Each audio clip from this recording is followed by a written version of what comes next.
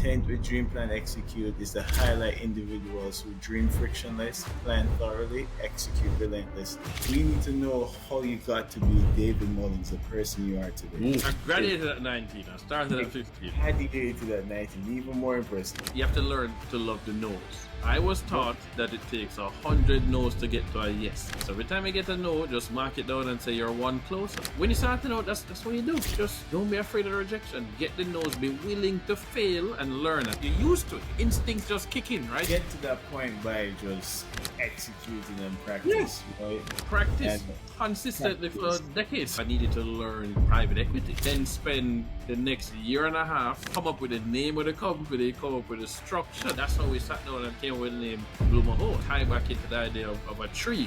You have to plant a tree, you have to water that seed, it sprouts, you don't just cut it down, you have to help it grow. Identify the role model, get the recipe, don't change the recipe. Only change the recipe when you exceed the role model. Nothing is wrong with actually just going slow and running your own race. There to run against anybody else. Just realize that, I guess you just needed direction. Once you have direction and everyone's bought into the same direction, you can move mountains. There's a famous saying that, failing the plan is planning to fail. So it is important to have a plan. It will never go exactly according to the plan, but by having a plan, you now are able to adjust.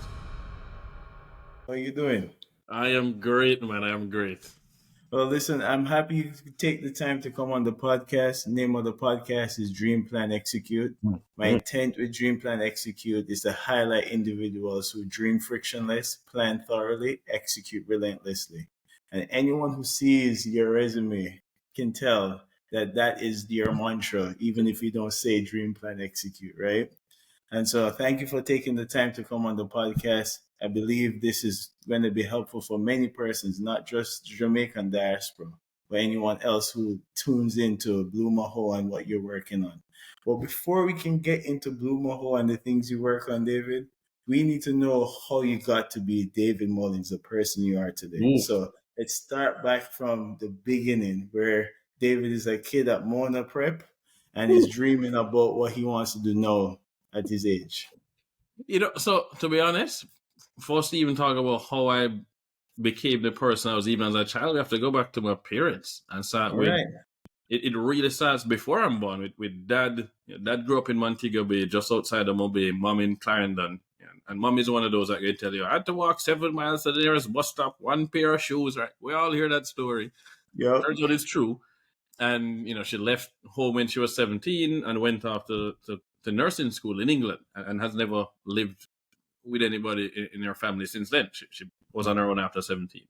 And dad had to wake up at 4 a.m. in the morning, cut grass to feed the cows, and then go to school. Eventually became head boy at Cornwall College and went off to go to medical school.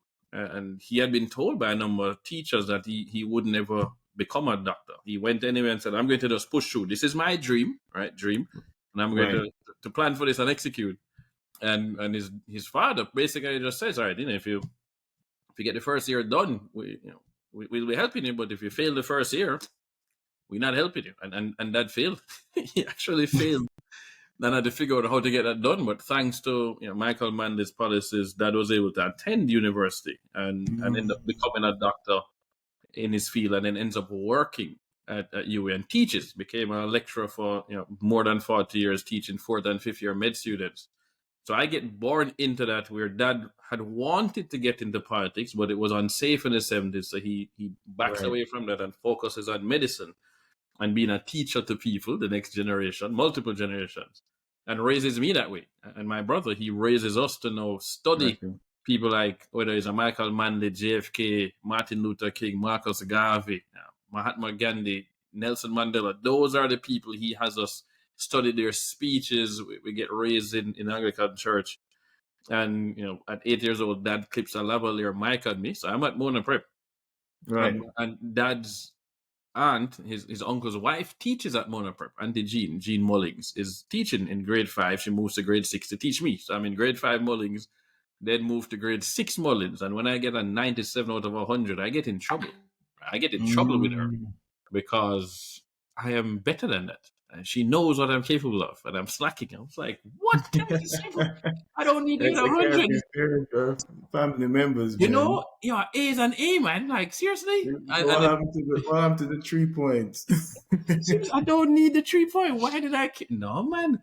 You know, my wife was teasing me yesterday with the kids. It was her birthday over the weekend, and I Yeah, was cleaning up the I was cleaning up the hotel room before we left, and she said, "Yes, right. Prince clean." And then she tells the kids, "Ask Daddy what Prince clean mean."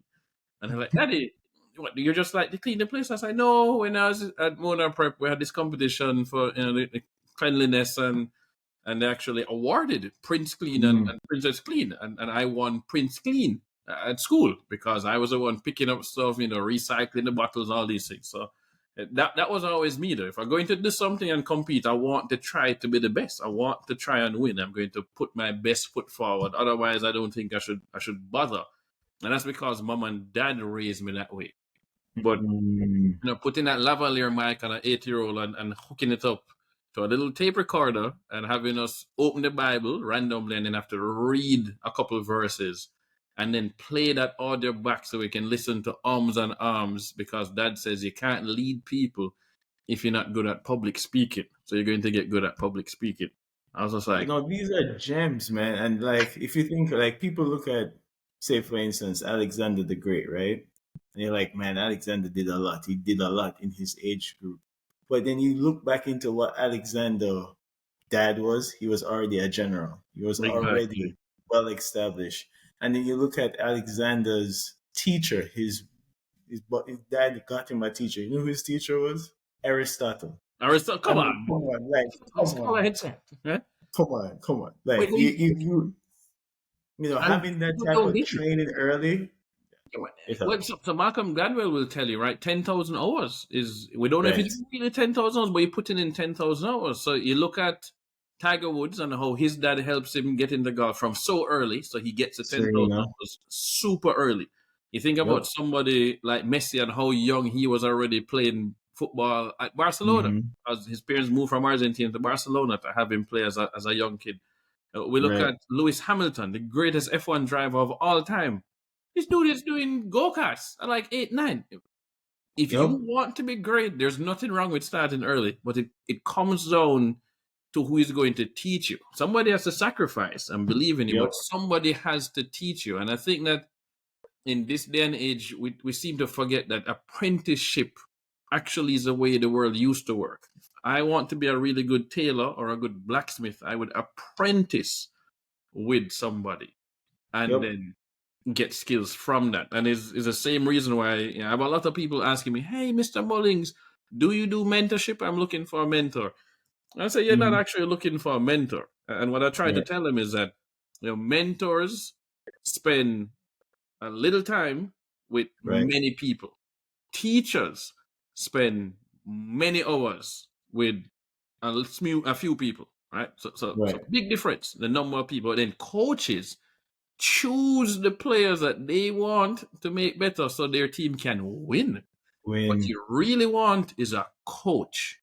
You want to go from mentor to teacher to coach. And then once you have a coach, what do you need after that?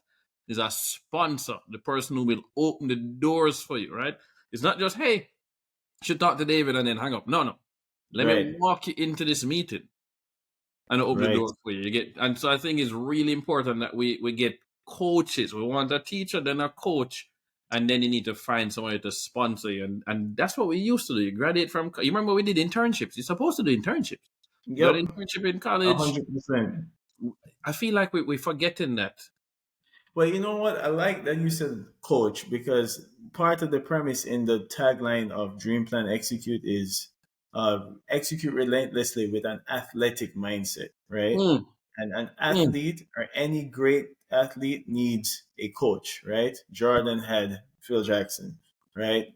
Even jiu-jitsu, you have Gordon Ryan, you have his coach. Every great athlete has a as a good coach. coach who is paying attention to the details that they can't see, and they're iterating to greatness. Like, hey, you're missing this step. Hey, you need to work on Would this step, right? would would Usain Bolt be the greatest No, sprinter in history if not for Coach Glenn Mills? Because he had no, other coaches before. No, And No, even Usain would say that. And so no, I personally have started to lean towards hiring people who either they have been professional athletes or played sports at a high level, or hundred they percent. mastered something else. They might have mastered piano or violin, something, chess, I don't care. But you have had to go and be coached and put Yep. yourself into a position to get really good at something. They So just, your brain just work different at that point. it's something. Look, that point you hit is one thing. Is Bruce Lee had a saying: once you've mastered one way, you've mastered all ways, right? Mm, mm, Because you've learned the things you need to learn how to learn, and I that's love what going deep and going really shallow. Well, going really deep into something it. gives you Right. that perspective, because you can get to that point where you're in a plateau and it's going to pull the dog out of you to get really good at it, right? And you went Exactly. to question yourself. For Yep. me, tennis transformed my Woo. approach to life, right? Like I was a short, fat kid in fifth grade. I used to get teased a lot. And my mom just didn't want me to play any sports. That I grew up in a single family home also. My dad lived here in New York, and similar to yourself, you would travel between Miami and Jamaica. Yep. And Mine was New Jamaica. York and Jamaica, right? And at one point, my mom literally signed me up for tennis. Here's a racket, you're going to tennis. All right. I said, I take up the racket. I mean, I'm the slowest thing on the court. I started reaching the balls, and, now I'm like getting taller and stronger. And no, like I played with my coach like relentlessly. Like we would have regular training, and then there would be my training and his training together, Mm, right? mm, mm. And eventually I became tennis captain, right? And then I eventually won the national tennis champion in sixth grade. I became number one in Jamaica in sixth grade. Wow. Okay, but Yeah. maybe I'm not playing tennis against you. I'm only like a 3-5. Like, no, man. I'm an And intermediate. then from because of that, and plus passing for Arden, they gave me the principal awards, and I wasn't. I Wow. mean, things change over time, but you have to put the hard work in. I worked like Yeah, no. man. I used to sleep with my tennis racket. I dreamt I about it. love it. My dream tennis. I love it. But that's Dream about. that's what it takes, though. And you have to sacrifice something. You cannot get good at all the sports. You have to pick something and then hone in on it. And when you talk about Bruce Lee and that quote, I minored in Asian religions and philosophies in undergrad as one of my Right. minors. And I really loved something specific. It was called Taoism. It's the way. And Bruce Lee Yeah. talks about talks about be like water. And the Yep. way, they say the way is water. And then he talked about going deep. When you think about water, we can just splash it on our face and it's fine. It doesn't harm us, right? I can water something and it helps to grow. So water is soft, water is nurturing. But if Yep. water just keeps running in the same It'll make a place over and channel. over, what happens? It's going to give us the Grand Canyon. It goes Yep. deep, right? Water don't like to spread out. The water goes deep and it will Yep. become hard and cut through the hardest thing that we know. It's like, wow, Yep. I want to be like water. And in fact, you talk about, Bruce Lee quoting about if you master one way, you master all the ways. Right? Right. The Taoism talks about the middle way. So it's not about looking for the easiest way or the hardest way. What water does Right. is look for the path of least resistance. That's not Right. necessarily the easiest path. If there's a water going in a river and there's a rock there with the water, they just go around it. It don't bother fight against a rock and try and move it. It just go about it Right. business and do what you need to do. So we have all these obstacles that are going to come into our life, in our path, for our career, our personal lives, for our entrepreneurship journey. You know what? Mm-hmm. Just go around it now, man. Yeah. Just keep moving. Keep moving. And that's what when you think of like a master at their craft, right? Like a really good chef, a really good artist, they enter flow state, right? Flow. Exactly. Right? Why you call it flow state? Because it's moving and flowing like water, Mm-hmm. right? So Yep. all these things are parallel. I love Asian philosophy for Yeah, how man. simple and direct and profound it can be, right? Yep. So one of the things Incredible. that I always talk about on the podcast is ikigai, right? Oof. Oof. And ikigai is a Japanese philosophy that I think every ninth grader in Jamaica, when we're picking our Oof. subjects, that's something you should learn in personal development, right? Mm, mm. Because I think people stumble into the ikigai. I know I just had like a self belief in myself with certain things. Like I studied when everyone saw my CXC subjects, they had no idea what I was trying to do. They're like, you're trying to be I don't. But I knew what I wanted to do, right? I knew I wanted to work in construction. I knew that I wanted to be in something in IT or technology, Mm. and right now that's kind of where my career is trajectory is. But it's a feeling that you have. But I think Ikigai, the framework of doing something that you're good at, Yep. doing something the world needs, doing something you get paid for. This is what the Caribbean parents want us to do, right? What? But they don't have the framework to explain it to you. So what they tell you, doctor or lawyer. But that might not be an Might ikigai for you. not exactly. You might be good at it. The world needs it, but you don't love it. You don't love it, and what happens is that you have a midlife crisis at 40 years old, and you leave that and you go take some other job that you actually love, and it's Correct. unfortunate that it's not just a Caribbean thing. It happens in so many other countries. It even happened, once I think you have. I don't think there's a British educational system either. It happens in Japan and China and elsewhere. Right. A lot of middle class parents are fixated on graduate from school, get good grades, graduate, get a job, get security, because they come Yeah. from this. Unfortunately, they tend to come from a place of lack, a place of Yeah. missing A hard something, to. of hardship, and so they don't want you to have it as hard as they had. So they feel that security is what they should be focused on. I'm like, man, security is not going to make me happy. But they feel that they should be Right. willing to sacrifice happiness and joy for security. No, our generation don't believe in that. That don't work, man. No. And it never used to be that way either. That's a 20th century construct that they should sacrifice joy and sacrifice time with friends and the family to go and work 9 to 5 or even more. So Yeah. yeah, I but no, mean, I when love mo- Ikigai, man. when companies started moving to quarterly earnings, it changed everything because Yep.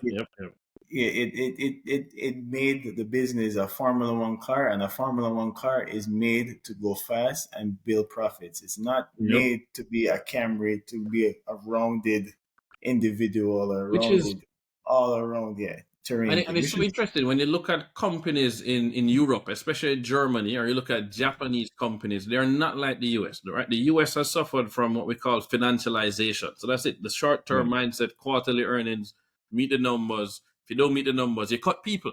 It's like, wait. right. Toyota for a very, very long time, I'd never fired anybody. I said the people must have some use somewhere. We had them in the first place. So move them to 100%. somewhere. And Toyota, one of the most important case studies I did in my MBA at University of Miami was called the Toyota Way. So it's a Harvard Business Review case study. You I can love Google Toyota. HBR, the Toyota Way. And they talk Yeah, about two guiding principles of Toyota. Number one is Kaizen, Kaizen. which is continuous improvement, and then Kakushin, right, which is Yeah, rapid change. So mostly Toyota wants to focus on continuous improvement. How many yep, defects per million? You know this even better than me. And yep. anybody that did Six Sigma knows this stuff as well. But then you have to flip it and say sometimes they need rapid change. So yes, Mhm. they've built these really nice, reliable cars for so long. The Corolla, the Camry, all these things. But then you know what? Hybrid is coming in. Let's create this thing called the Prius. They didn't just jump straight to EVs though. They took their Right. time. And I think Toyota has been proven right to have taken their time building this Prius brand, testing it. They tested. Most people don't remember that Toyota did a deal with Tesla to make some Rav4s as models. I got to see one of those Rav4s at Mhm. Fremont, California. The Tesla. They actually use them as security vehicles driving around when the Model S was coming out. I got onto Yeah, the I did property. not know that. Yeah, man. So my wife and the kids, we got onto the property at the when the Model S was coming out. And I asked them, I'm taking pictures of the Model S, and the security shows up in the electric RAV4. What are you doing? I was like, oh, I'm looking for the Tesla store. Is there a store? And they actually point me. There was a corporate store. We bought a polo shirt, I bought a cap, and then he made me delete the pictures. And then kick us off the property. But it was in a little Toyota RAV4, an electric RAV4 that was built between Toyota and Tesla. So I did I, not I know like that. that. Yeah, continuous improvement, rapid change, and all of that works with ikigai. I think that when that's why Japanese companies, German companies don't rush to lay people off. Is Right. not about the numbers first. And Richard Branson tries to say this a lot, where take care of your employees and they will take care of the customer. They'll work that extra hour. If each They employee is will. working an extra hour and a half because they believe in the company They culture. believe in the company, the vision, the way Oh it my treats God. people. And it was fascinating. There was another.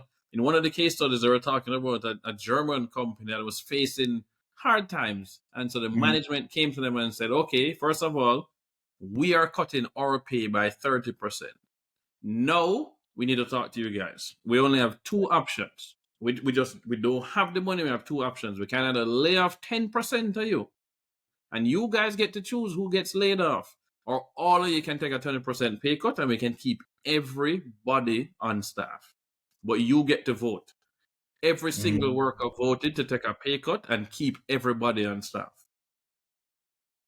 No, I That mean, to like, me is great. people don't go to work to do a bad job, and like, imagine you work very hard. Well, there's some people, but majority of the people have a career, like Yeah, a real career that you studied, you went to school for, you interviewed for, you see yourself developing, into a senior person in the company. You don't come there just to sabotage. yeah. You're not there Don't for think, something. yeah, you come there to work and you want to feel purpose. And a lot of depression that people feel is a lack of purpose, Lack of purpose. So right? important. So and I love when you talk about dream, plan, execute. For me, I think our dreams tend to tell us what our purpose is, and then some of us feel like, no, that too out there, or it can't be that. It's like, no, the reason you dream about that is because your soul wants you to do this, and you're not feeding the Right. soul. Or if you're feeding it, guess what? It is. Yeah, So lean into that. Don't feel that your dreams are childish. Right? Like, no, right. that's Walt Disney is a perfect example of that. Well, Dream it. that's why being a kid was such a nice feeling, is because you dreamt frictionless, and then life happened, Oof. and then what we didn't do was marry the two skills, right? So being a kid, having a kid like energy gives you the ability to dream frictionless. Just think of the thing you want, and then don't worry about the friction in between. Why, So the why not? Why planning not do that? Yeah, I the love it. And planning process requires a thorough and that's where your adult energy is very important, right? Because it's going mhm. to help you with the mechanics of executing the How dream that you had as a kid. And exactly? I love it. if you can keep doing that, dreaming friction, like just think of Elon. Elon's idea is such a kid-like wonder, right? I want to go to the Mhm. moon. For me to go to the moon or Mars, I need to build cars that don't need gas. All right, so go Yeah. build a car that don't Boom, need boom, boom. gas. Who wants to build a car who don't need gas? All right, Yeah. and just I love his philosophy of like, I'm going to learn physics. I'm going to reason by first principle, but I'm not going to not know business, because if I don't know business, then there are going to be people making business decisions that is going to stop Exactly. my kid like wonder from being executed. So I'm gonna learn physics and business. Know what? So Yep. No man, and that's I think that's exactly spot on. And is important that we recognize, regardless of what you might think about any business person, recognize yeah, what actually worked for them. And then how can that work for you? Isn't that it was unique to their industry or unique to that right. person? They figured out something that said, we can have a framework. I can do this, and I'm not going to let anybody stop me from doing it and tell me, no, but that's the way it's always been done. Okay, why? Hmm. Why? I mean, we are annoyed when kids keep saying, why? Why? I was that kid. My father Right. just bought me the book of why, the book of how, the book of when. He just bought the book and said, here. My kids are at the point where, Luke knows past that, thankfully, but he was at that point of why. So I bought in the book too. Right. I would answer them, and my wife would just shake her and walk off because I enjoyed him asking those questions and me being able to answer, and then ask the next one. And we get into stuff like the solar system and the moon, but they got to learn so much. And that to Mm, me is like, great, let's now go and experiment in video games. Why? How does this happen? How does it work? Let's there you build go. this. Let's test it. Let's experiment. Learn Yep. from it, go back again. And I think there are too many people Right. afraid to experiment. They're afraid of what somebody is going to say. I say, not, I don't care. You see my background. I shot a video this morning for Blue Mahoe. Right. Put out the video on Vimeo and share it with a bunch of people, the world, right? Investors, all these things, because we're doing this Yeah. exempt offering that launches next week. Person represents to me, somebody I look up to, and they say, great video. Next time, maybe you should remove the comic books. And I said, no, that represents me. If somebody Right. won't write me a check because I have collectible comic books that are worth 5 to 10 times what I paid for it, and I run an investment firm, then I don't want their money. A I'm not 100%. begging anybody's money. That's it. Right. Yeah, You're and that not can alone only in be your me. philosophy. Yeah, you're Yeah, not. You know thyself. Like what something said, if you art of war, you know yourself and yeah. you know your enemy, you can't lose, right? So Can if I you know lose? yourself, It's like you know I'm what not you're trying going to just after. yeah. Like if that's the kind of person, if that is what is going to choose, whether they write a check to our business, and I don't want their money. That's not the kind of person that I want to be a shareholder. I don't want to help create wealth for them. I'm not going to invite them to my house and hang out. I want people around me who are similar in a Hmm. sense of, yeah, man, we can hang, we can talk, we can learn from each other. We have similar values. And Right. that's the way companies are built, right? These people have similar values. That's why we enjoy working together. And if you don't have those values, then you just don't fit in, and you're out here, and you no longer work with a company. Every A company hundred has their percent. own culture. Nothing wrong with And that. that's why one of my favorite CEOs right now is Jensen from Oh, Nvidia. Yeah, Jensen from Nvidia. oh, man, I I mean, mean, bro, wow. Black Jacket, biggest CEO, like this is why we like Elon, even though, it's just like they're being their authentic self. Like Jensen Yeah, is like, I'm coming in my Black Jacket, but it doesn't take away from the products that we're building for NVIDIA. look, It doesn't take away from the company culture.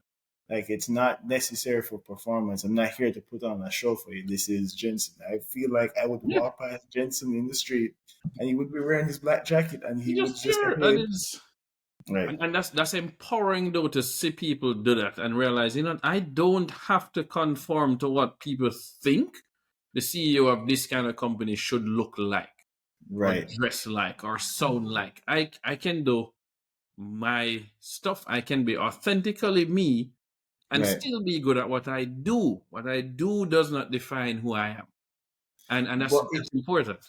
you know what's also one of the things I recognize for us being of Jamaican descent, the statements like "you little but you tallow," "the little but we tallow" Yeah, is cultural programming. Like I always tell people, I feel like I came from Wakanda. yeah, You can't man, tell me yeah, different. man. You know, like people are judging you on your character, and we have a very strong work ethic. Like it's known even in construction that Jamaicans have like 4 or 5 jobs. Like you're Is yeah, known man. for I'm your not work ethic, surprised. right? That and when I was in prep school, I went to Andrews Prep. Like one of the things they had us recite was "Heights of Great Men, wretched and kept. It Yep, wasn't attained by sudden sudden flight. flight And while their companions slept, they kept toiling through the through the night." night. Yep. And every devotion you're saying that, and I believe it. I just put on a pace that regardless of how much I'm stumbling, I am just going to just Yeah, get man. back up and just And pick yourself because back up. And it's is people. of course, be the man go sing it in a song too. It's just really help to add that, but it's true, and I think that Marcus Garvey helped set that trend though for Jamaica Yeah, when and Bob Marley goes and then puts the words into song, but talking about songs. emancipate yourself from mental slavery, and that's exactly what words like that did for us. The pledge. I believe that Jamaica's national pledge is more important than even our anthem. Right, that's a pledge I That's a said every single day the at school, pledge. and it made us The pledge is legendary. it's, Yep. it is literally legendary. It's like that's what you Yeah. have to say every day, 5 days a week for like 5 years, 6 years. Like, Yep. kid, Yep. how are we not great? Of course, that's why when Yeah. Jamaicans go anywhere in the world, whatever Yep. we choose to do, we want to be the best at it. Best at it. Even if Yep. we're going to be a criminal, we want to be the best. Best. The best. Just we just don't understand how for half-ass anything. What? Yes. What for No, real? no, that's one thing that shines bright in Jamaica. It culturally we have a fearless attitude to just try, Mhm. and then It's a we don't care what superpower. anyone's going to say. We're going to keep doing it until we get good at it. Yeah, So the that's old, of course, that's a double-edged sword in the sense of it is. sometimes It we have can to be. realize that we can learn something from Barbados or Bahamas or Japan or That's true. Singapore. But That then is when true. we learn it, though, oh gosh, we could put that into action in such a way that they could never have done it, right? Imagine that Jamaica 10 years ago, we are one of Hmm. the most highly indebted countries in the whole world. And we Right. have to go to IMF and say, we need to fix this. And we're this around the same time as Greece. And now Right. Jamaica is a poster child and the case study, the IMF case study of how you turnaround an economy and how you actually deal with a debt exchange. Like we took the worst possible thing that could happen, defaulting twice, JDX Right. and NDX, and turn it into a case study and becoming the poster child where to the point where Jamaica October last year, 2023, gets upgraded by Moody's, issues bonds in Jamaican dollars to foreign investors. For the first time in history, and a week later, a few weeks later, America gets downgraded because their debt to GDP ratio is going in the wrong direction. I can't Yeah, believe I I mean, was alive to see that.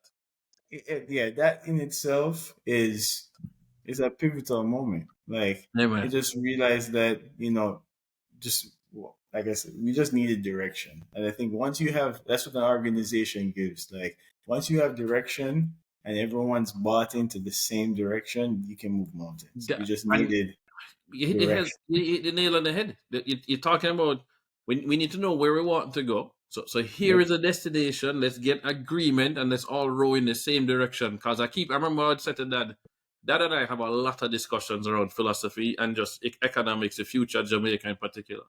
And we talked about being in the same boat and that we felt that there were people that weren't rowing in the same direction. And then you had people who Mhm. were drilling holes in the boat or refusing to plug the leak because it's not their turn. They are not in power. And I say Right. that to me, that's wild. You have to first recognize that we're all in the same boat and the boat going to sink with all of us. So if I don't help Correct. pull my weight, then we all drown. Like we're in Correct. one boat, guys. And so we Correct. got in. We recognized that we were in one boat. And we said, Right. this is the direction we're going to row in, and everybody going to agree to it. Yeah. Opposition, government, public sector, church, private sector. Everybody agreed and said, we're not going to go back to what this used to be. But first, we had the dream, though. We did Vision 2030. We dreamt about what a better Jamaica could look like. Looks like Then we got the agreement. We wrote a plan called Vision 2030. Then we there you started go. to execute that plan. So we did exactly what you said we have to do. I mean, that's the premise of like any. I came through just even project management. I'm thinking, right? Owner has a vision of what they want to do, right? And then they have the funding, but what they do, they go to an architect to plan it, right? The architect comes up with the plan, literally on paper, writes out all the scopes, writes out exactly what our intention is. And then from there, they hand it off to the execution team, which is a construction team, right? And this play, they run this play and they keep running the play because the play works and you just double down on the play. And I was like, at the grand scheme of it, when you distill it, this is what we're doing. We're dreaming, we're planning, and we're executing. And if you're executing without a plan, you're going to get burnt out because you're just running all over the place. You're just You running on a plan, hamster wheel.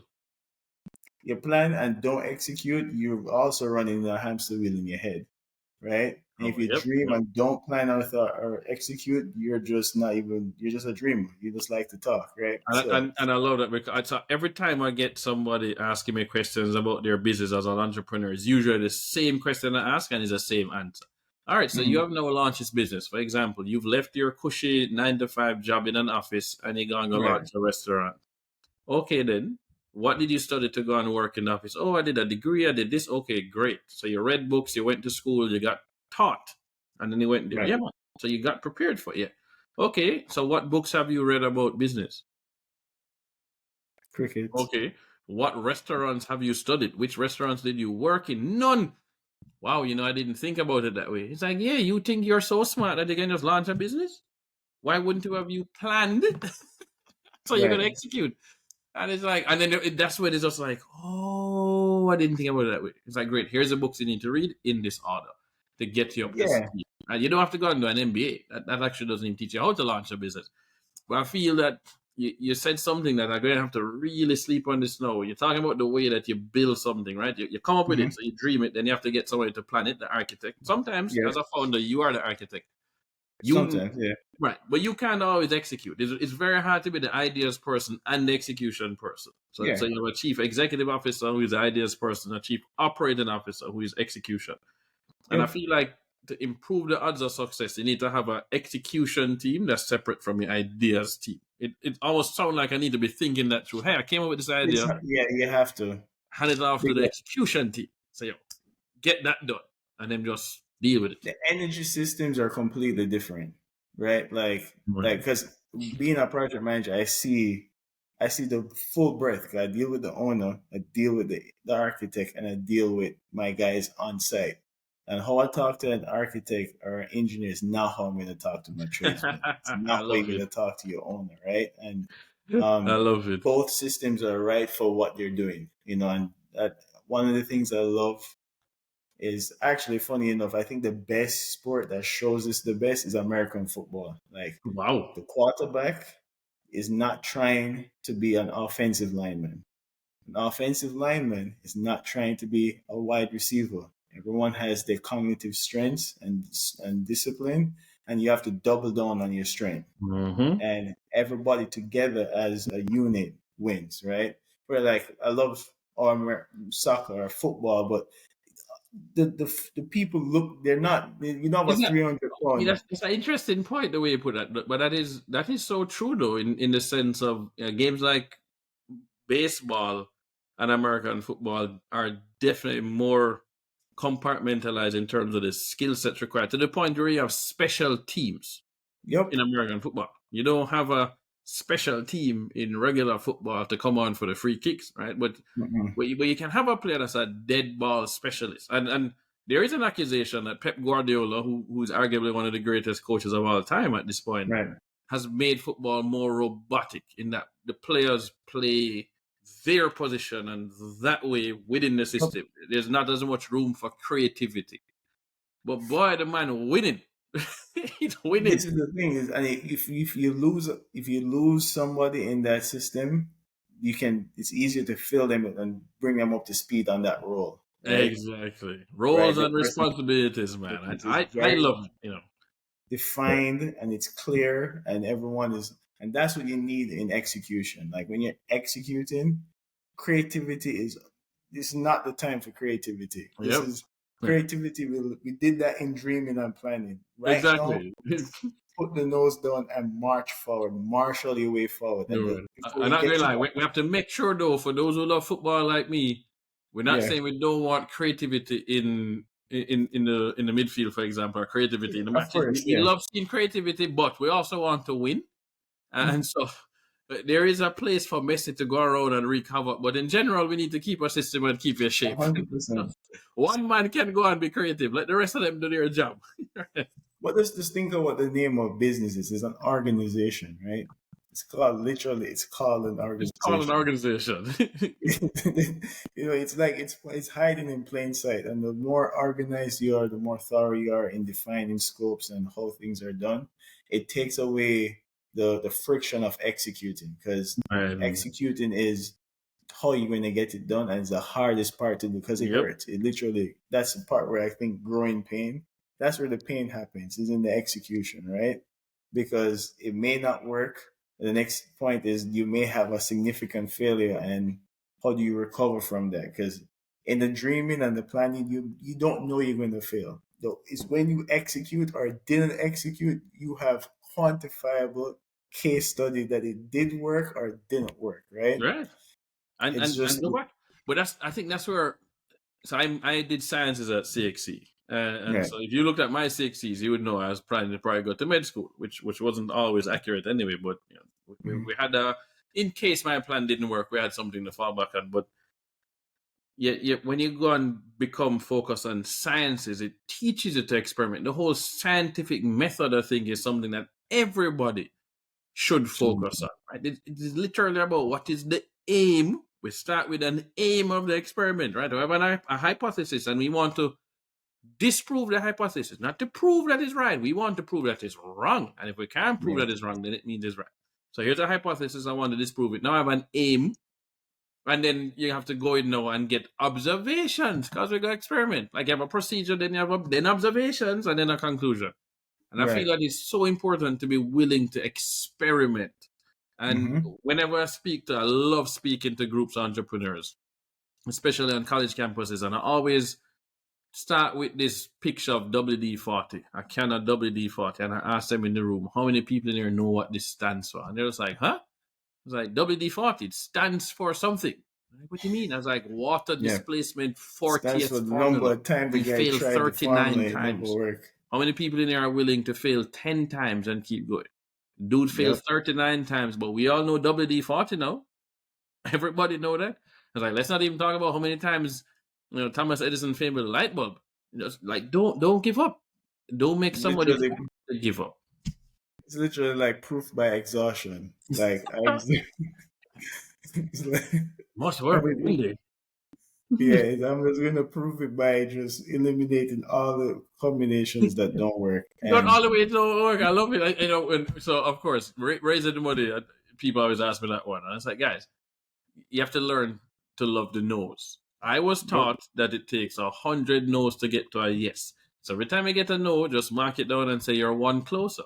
Enjoy yeah, getting the no's. It so happens that I only had like 39 no's to get the first money for Blue Mahoe. But the point is, I was willing to go for 100 no's.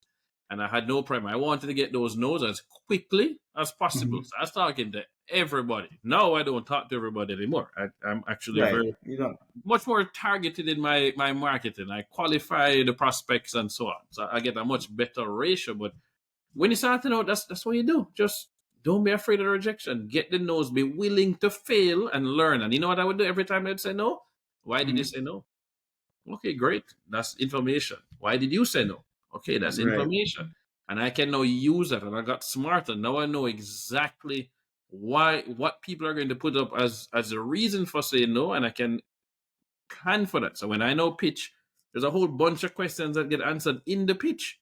So it automatically eliminates those people really quickly if that was an issue, or it addresses the issue and we can get to some other problems instead. Why you say no? Mm, Okay, then. And I just don't think enough of us think about that experiment, fail, learn, repeat. Experiment, fail, learn, repeat. That just makes you so much smarter, especially if you can do it faster than anybody else. yeah, no, that's key, and I think that's that same thing between the scientific method and an athletic mindset. Like, Mm-hmm. if you're an athlete, you're going to fail. You're going to lose the games. Yeah. You're going to have to go back and you have to drill. So the way I see business or just any career, we are intellectual athletes, right? And Ooh, we intellectual get athletes. paid on your ability to develop intellectual skills. So a CEO is his decision making, right? Ability to make a decision. Because as a project manager, I feel like I'm the CEO of my project, and there might be an electrician with 30 years of experience, and he's giving you information, but he doesn't know the whole story. You're the one with the funding. You're the one with the schedule. You're the one dealing with the client, right? So now he's coming to you with information for you to make a decision because he Mm-hmm. knows he doesn't know the full story, right? So your job is to develop the opportunity to ask the right questions, like, "Hey, what is it? Why are you saying this? What do you think is the impact to the schedule?" And you start digging into the technicalities of what he's saying. He's your advisor. He's your like how a president has his health advisor. You have to ask pointed questions to Yep. get the answers you need, and ultimately, even though he has 30 years, he wants you to make the decision because you're the guy driving the bus. Mm-hmm. It's like, all Mm-hmm. right, so this is what we're going to do. I think you're right. I think they got it wrong. I'm going to go back upstream. I'm going to tell them this is what we need to do and why. And let's just move the bus forward. And that is a skill. That is something you have to develop over time. You got to get practice with it because you will choke if you're not used to people asking you pointed questions and dealing with terms and conditions in contracts. All that are business accliments that are skills that get Mm-hmm. developed in the game. And you, the same way an athlete drills, you got to drill it. And the way you drill it is replay it in your mind. Like, what didn't I do right here? Exactly. What's the lessons learned? Every time we do our project, we always do our lessons learned. Right. I What love are your the things? statement. So I can Yeah. pull up. So this is the most recent book I bought. So I was Okay. listening to a podcast that's called. It used to be called "We Study Billionaires." I changed the name now. So this is called "Big Mistakes: The Best Investors and Their Worst Investments." So we're talking about people like Peter Lynch and Warren Yeah. Buffett and the mistakes they've made, their biggest mistakes, and then the Mm, lessons I got from that. Because I run an investment firm, I want to learn from the mistakes of right. others so I don't repeat them. It's the same way we do case studies in our MBA. I think it's so crucial to understand here's where they made mistakes with their business decisions. What would you do? And we get to talk about it in the class. We get put into a little group, Mm-hmm. and all the different groups present and answer the questions about how they would have done it differently. And we can have some game theory about it. But that it is so Right. important, as you just said, to actually execute, but then look back at the mistakes. And I realized I was reading a book. I was talking about psychologically safe work environments where a lot of Mm-hmm. people hide their mistakes because they're afraid to get fired or afraid to speak up. So what I tend to Right. do at the end of the quarter, we evaluating everybody, right? We use OKRs, objectives and key results from the book Measure What Matters. And then Right. you look at KPIs. So here are my objectives. Right. That's based on the company's objectives for the year. Here are my objectives for the quarter. Here are the 4 key results I must get done. And we start their quarterly review by saying, here's mistakes I made. As a CEO of the company who have the most at stake, here are mistakes that I made. And then Right. people realize, oh man, he can make mistakes too. And he's willing to share them. It's not, oh, I'm Yes. perfect and you made a mistake. And Yeah, no, no, that's no. important The whole because group it needs builds to your hear the culture mistakes of you made like, as all well right, I because can. we're all The getting worst thing stand is, up. Yeah, go on. The worst thing is, yeah, exactly. And then the worst thing is also like the higher you climb, the more you're away from the day to day activities. And mm-hmm. you need people to feel comfortable to come to you with bad problems. Yep. Because if they don't, they're going to start covering it. And then it festers. It becomes a cancer. And it becomes Mm-hmm. a cancer. You could have eliminated it earlier, but because everyone's afraid to come to you, you can't get in front of it. You can't. You get Yep. blindsided by it. So people need to feel comfortable, especially as a leader, that if something's about to hit the fan, I can tell this person they already don't. First of all, most people don't feel good delivering bad news Bad unless news. you're a vengeful person, right? I don't Right. want to stick it to you, but most people don't. So it's already a friction point to deliver bad news. And if they come to you and you're screaming at them for it, then no one's coming to you with bad Nobody news. coming to you Then then. Exactly. No man, I so love that. These are some great lessons, both for business but also in life, right? If your kids are afraid to come to you to tell you they messed up at something, then they're going to keep all the bad stuff from you. And then you 100%. have so many regrets as a parent. You need your kids to not be afraid to go and say, I crashed the car, I mashed up my bicycle, I lose my school bag, Right. fail the exam, right? That's where you end up having the child that says, oh, they're not coming to tell that they had a baby or that they're pregnant, right? It A spirals out of hundred percent. control. So you have to start from early. Oh, you broke the toy? No problem. You get a punishment for that. But at least you are willing to come for me. Here's how we can. What did you learn from that? And, okay, great. Oh, Daddy, I broke your favorite Lego. Okay, how that happen? But you know what? Also tying to that, most people when they get in trouble, they go back to their childlike reaction. Mm-hmm. They do 100%. Like you make a mistake, you put that additional zero. It's almost on a sheet, or you misspelled something, or something happened. It goes back to the same feeling you felt like when you broke the plate at home, Yeah. right? So there's just like oh, Oop. and then when you get that, if you're in a home that developed the personality of like fessing up to your problems, being Mm-hmm. upfront and direct and pointed about, listen, this is what happened, this is what I did, I'm sorry, this is how I want to fix it.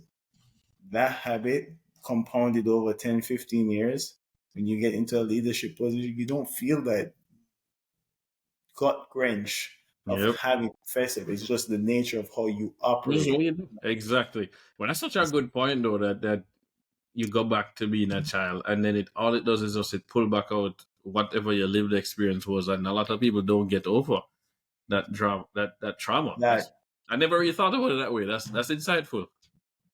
Yeah, no, it happens, man. People don't realize it. I think a lot of the things in life, it's so much noise. You don't get to have introspection, and that's Mm-hmm. like Mm. you just introspection is where you get. So for me, it's like food is nourishment to the body, philosophy is nourishment to the To the mind, mind. and Yeah, man, I love that. Yeah.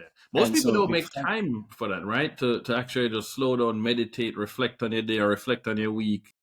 And for me, again, Asian philosophies and religions are so big on meditation and introspection. And I love that stuff, right? We you start read every it, Monday our Monday morning meetings are started with mindfulness. Like we need to all close our eyes. We have somebody walk us through that stuff and start our meeting and our week from a Mhm. positive place. And I think that is something that we need to do more of in Western society, to be honest. Yeah, no, it's the way. It is definitely the way, because when you're in a flow state, when you're not having a gut wrenching reaction and cortisol, you can think more creative. You can come up with solutions. People feel more happy, so they feel more confident. You feel confident. People see your confidence. It does Mhm. it snowballs positive, right? Positively, right? You can compound, you can compound negative and you can compound positive, right? And you can double down on positive reaffirming over a long period of time. It's exponential growth from there, right? And you can't hold it back at that point. 100%. It comes part of you. 100%. Man, Michael Yeah. Leachin love hearing that stuff because Mike talks about compound effort, right? He says Oh, the yeah. eighth wonder of the world, according to Albert Einstein, is compound interest. Mike Yeah. thinks it's compound effort, right? And but A hundred again, percent. just like what you just said, you can either compound positive effort or negative effort. You have to be mindful of what you're putting the work into, but it's very important that you compound that effort over time because it is hockey stick growth. It's not just a line that's up and to the right. It's not just a Nah, straight line. It's not x and y equal 1 equal 2. It's going to be exponential. And it takes time. And a lot of us are not willing to pay the price and push through that frustration to get to that hockey stick growth. And worse, I think each successive generation since Generation X, mm-hmm. we are Y. And as we get Yeah. into the next group and to Z and whatever they call the new ones now, Gen Yeah, Alpha, Gen Z and everybody they else. have Yeah. gotten, I don't even know what is the word that I should say, but essentially your attention span gets smaller and smaller. We are the generation that had music videos, MTV, Right. and those were 3 minute plus. But then move to Gen X, well, Gen Z, who then have TikTok, which is now is 15-second stuff, and 1 minute and 15 seconds is even shorter. And now you probably need 5 seconds to get anybody's attention, otherwise they move on. And it's guys, it's not supposed to be that quick. You need to take your time to achieve anything of value. You can't just watch a video and suddenly you can play tennis. It A don't hundred work percent. that way. 100%. You need the hours, and you need. What happens is it robs you of your focus, and it robs you of your ability to execute, Yep. because there's nothing that you would actually want to achieve that happens literally overnight. It Yep. requires diligent, consistent, hard work, and then you just focus. Like for me, I always talk about inverting the problem, right? So Mm. what does problem inversion mean? I'm focused on the activities that are going to cause friction to me getting to the goal, right? It's not just the goal, but like what are the things I can reduce that would slow the or speed reduce the friction that Right. getting to the activity, right? So like I always think of like a Formula One team. They recognize if I can turn my pit stop from 10 seconds to Mm-hmm. 5 seconds to 2 seconds, that's a next 2-3 miles on the Yeah. track, Yeah. right? So And you have to stop. It's not that you can't get rid of the pit stop. right. Right. How can I improve the pit stop? It was funny. I was watching a video where Lewis Hamilton was talking about his weight and how much of a difference the weight makes, even just for the tank in the fuel in the tank. And Yep. his body is like, if I have an extra, 10 kilograms on my body, it Mm-hmm. shaves 2/10 of a second off the speed of the car. I can lose the race over 50 laps if it's 2/10 of a second per lap. That adds up. So I Yep. have to stay within this body weight. And I'm just like, I love it that you have to be as much focus on that level of detail that most people aren't Detail. thinking about. It's like, guys, but it matters, right? You If you pay can't get to attention. that without time, though. You have to. That's where mastery. That's why I like Robert Greene's book, right? Like he has the 48 laws of The power, but power. one of his last book was mastery, right? And to get to mastery, to get to that point, the level of details. You people watch boxing, right? And they see these big knockouts, right? But like someone like Floyd, someone like Mike Tyson, if they explain the level of detail in how they set shots up, people Mm-hmm. just think they're throwing punches. No, Oh, there's oh, they're setting traps. they know how to position their foot. There are details that the common viewer, unless you are a Yes. boxing Yep. enthusiast, you will never know. You just don't get it. You wouldn't even get it. So like, so that's the level of is always focused on mastery, and mastery happens through drilling, and drilling is positional drills, right? That puts you in positions of trouble, and you're practicing your way out of that trouble. So when you go on the main stage, you enter flow. It's And second nature, man. It just come to you. Oh, I love that. So when it comes to Blue Mahoe, I had a sitting with somebody a yeah, month ago. They just committed to invest the last couple of days. And I right, remember we were at lunch in Miami, and the person asked me, she says, "All right, David, I've known you for many years. Still a bit skeptical. Wealthy person, so they tend to have a whole different set of questions and concerns." right. And she just said, "You know what? I have a simple question for you. You are doing this. Nobody has tried to do it as yet. You're clearly convinced you can pull it off. But once you do it, if it works, other people can now do it and follow you. Hmm. What makes you so convinced that nobody's going to quickly follow you and be as successful as you?" And I was like, first of all, Right, they can be successful anyway. It don't matter. That doesn't take away from my success. Right? There's more than right, one car company. So Toyota and Honda and Nissan exist from the same right, country. So I don't even care about that. But more importantly, the reason why I can tell everybody for the last 6 years what I wanted to do and how I intended to do it, and nobody has done it, is because nobody's willing to do what I have done. So what do you mean? I was like, well, I'm doing this offering and I'm going to do it this way. But how many of you have read every single filing for Reg A's and Reg CFs that have shown up to the SEC for the last 5 years? And it's like, what? I was like, yeah, I've read every single filing for the last 5 years. I want to understand what the SEC comments are, what gets them to qualify an offering or push back on an offering. Because I intend to do that. I went and studied. I went and read. I can quote Warren Buffett like the back of my hand. I've read every single Warren Buffett letter to a shareholder since he started writing them in the 1960s. Like, how many people you know are going to invest, claiming they want to be a good investor that can tell you that stuff? And he's like, none. So she ah, messaged me. right. She called me last week and saying, "No, I'm still skeptical. I'm not even sure about this valuation, but I believe in you. So I'm going to write a check." Well, yeah, that's the when founders. That's who you believe in is a Yeah. person, right? You believe in their ability. If you believe they will figure it out, even if they don't know it at the That is, in moment. my opinion, if it's an early stage company, that's the only way to invest. You bet on the jockey, not the horse. And Yep. that is so important. Bet on the jockey. What Yep. is their why? Okay, then. What are they willing to do to make this work or pivot? Hmm. I mean, that's who I will bet on. Yeah, because they're gonna figure it out. They're They're going just to figure it not. out. The nature of their being is that they're not going to just fold under the Yeah. pressure. I They're mean, gonna want. I bring up the examples of the people. All right, so you invest in bourbon that Mhm. fails and they get Instagram out of it and make a ton Right. of money. Kevin Systrom gets bought by Facebook. You want Right. to bet on audio. Audio fails, but the tool they use internally was Twitter, and they not launch Twitter, and that goes to the moon, right? Right. You don't know exactly what the person is building. You don't have to understand the whole thing. All you Mhm. need to know is this a jockey I want to bet on? Because I said they will figure it out. Right. Call it a day. Write the check and move on. And one of the books that I love to read or like just I watch it or listen to it while I'm working is Good to Great. Ooh, Jim Collins, my guy. Good to Great is legendary, and it's Good to like great and built to last. There's a pair. built to last.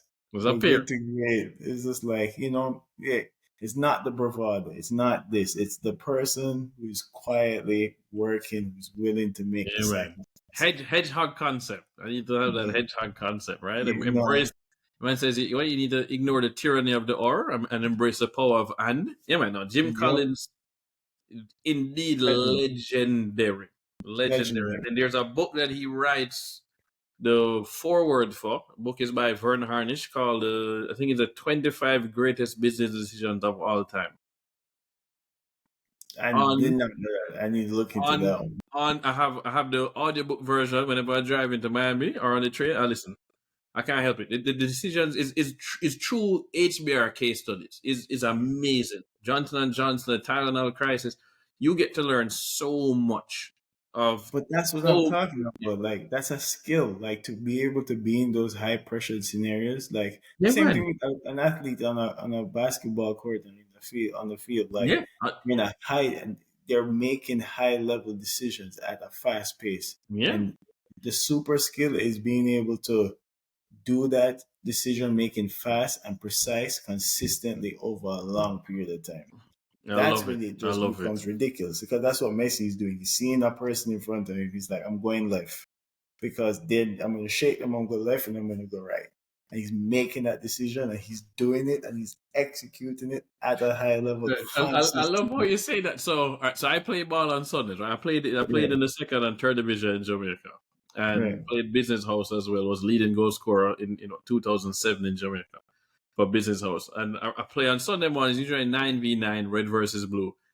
And I Mm-hmm. love playing them because every single week, my friends would always ask the same question: how the hell do you end up getting behind us to score those goals? Right, typical Thierry Henry, I'm a striker, ghosting in the Right, back. It's like, how is Mullins always ghosting behind you? But secondly, right. how are you so accurate when I hit the ball to these little goals, even from, I mean, all the other day I doing a scissors kick, right, in the air, Mm-hmm. volley, and they're like, how the hell are you so on target? So I was like, it's like 30 years of doing this, guys. It's Doing not, this thing. the other night, my brother invited me to play ball. 10 p.m. Friday night, Right, 9v9 hockey goals with a goalie. And I get on Instagram and I say, guys, if I don't score at least 3 goals tonight, I'll be upset with myself. And right. they're asking all these Hispanic guys, hey, Robert, your brother can play him? Say, you'll see, you'll see. Within the first 15 minutes, I scored Yeah, 4 goals. They're up 4-0. But the second goal that I scored, though, and I paid the price because I'm now 43. I paid the price for this one. I'm trying to yeah. tell the guy, cross now, cross now. He doesn't cross the ball. He wants to be fancy and go to the line, Enormous. goes to the line, which means now to me, he can only do one thing. He can chip it back. He can't get across the face of goal. He has to chip it Right, back. So I have to step back to the top of the small box. The ball is going behind me. And my immediate instinct is that I am going to jump and bicycle kick this ball. And it right, immediately went off in my head that, man, I'm over 40. I probably shouldn't do this. And I was like, screw it. I'm doing it anyway. And I went right. up, bicycle, perfectly Captured. connect with the ball. And I want to turn and watch the ball going in now, which is, you're not supposed to do that because you're going to fall bad. So I Right. twist and watch the ball go straight in the pigeon and score and then land right with my elbow under, Oh yeah, so that'll that do it. hurt. But That'll do everybody it. shouting, "Bicicleta, bicicleta!" They couldn't. They're like, "We've never seen anybody come out here and score a bicycle." Like, oh my gosh, that's amazing! We win 10-7. I scored 4 goals and I had Right. 3 assists. Man, Yeah. when the game done, the man them run over with the Modelo and bring in the beer for me. Oh man, you're really good. I can't believe this. Robert, your brother is really good, man. He can play with us anytime. And I felt so good. But again, they're just like, how you did that? And Robert just said to him, he's like, he's been doing that since he was 10. Like that's Right. normal. That's like and it doesn't matter if it's scrimmage, liquor goal, big. The ball was just there. That's what he does. You're used to it. The instincts just kick in, right? He Yeah, flows and just you get to that point by just executing and yeah. practice, right? And Practice consistently for practice, decades. practice, yeah, I still and couldn't believe it scored in the hockey goal. I'm not going to lie. I was like, wow, yeah, wow. that's impressive. Yeah, The that's rest of the impressive. goals were easy because those were the standard, beat the guys, get to the back post kind of thing. But that Yeah. one for me was just like, damn, that was on target. I love that one. No, so you basically you kind of encompass all of that between the athletic mindset, the ikigai, the Chinese philosophy, the Asian philosophies Mm-hmm. that you've learned, the reading, the mentorship, and you kind of bring all of this together. But before you got there, you started off with your mom and your dad as being your main role model, basically, Yep, right? yep. They They're, were the they're, first ones. they're, Yeah, they're the first ones to set the trend. They set the fire. You went to Campion, then you ended up going to do you were 19, you went and you studied at a University of Miami at 19, going into yeah, college, which yeah. is Well, I graduated at 19. I started at you 15. graduated at 19, even more impressive.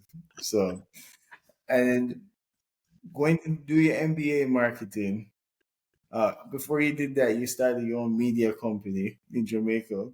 Like, Technically, the media company was here, right? So 15 years old, go off to college. What dad sits with me and asks, "What do you want to be when you grow up?" I'm like, yeah, oh, that's easy. I want to be a positive role model for young people around the world, especially young males in Jamaica. And that is just that like, was your oh, statement. that was my answer. That was my actual answer. Because that's what I wanted to be. And dad Oh, was just that's like, okay, that's not the answer I was expecting. But knowing you have a plan. How do you expect to accomplish it? And I mm, said, oh, I have 4 options. That number one, I could become a lecturer at university just like you and yeah. influence every year of students. And says, oh wow, I am flattered that you'll be willing to follow in my footsteps, but I think that is not enough for you. It's not enough people. Mhm. You can have bigger impact than that. So take that off the table. What's number two? Oh, number two, I could get into politics in Jamaica and become a future prime minister of Jamaica and influence a country of 3 million people. Right. Oh, well, I'm not going to put that past you, but you're probably going to get your mom and I shot. So you can't do Yeah, that until we're that's dead. that's Take that that's off the the table. thing. They're just typical Jamaican parents. Like, no. Yeah, yep, All yep. right, all right. So that's off the table. He's like, what's the remaining two? What's your last two? And I said, oh, well, I could become a star football player and use that for good. I think all of us Right. want to be some star athlete. Yeah, any Or, sport. I yeah, wanted to be. I wanted to play tennis. I get yeah, it. pick a Yep. sport. But yeah, I'm going to be great and I'll use it for good. Or the other option was that I wanted to become a successful entrepreneur who could make my own movies and Mm, music, influence the way we see ourselves and the way other people see us. We can okay. influence people through that. I thought arts was important. And Dad said those are not mutually exclusive. Pursue both. Mom and I will support them. Not go after school, but starting this summer, every summer and every Christmas, you and your brother need to come and present a 5-year business plan for some business that we can invest 10,000 US dollars in.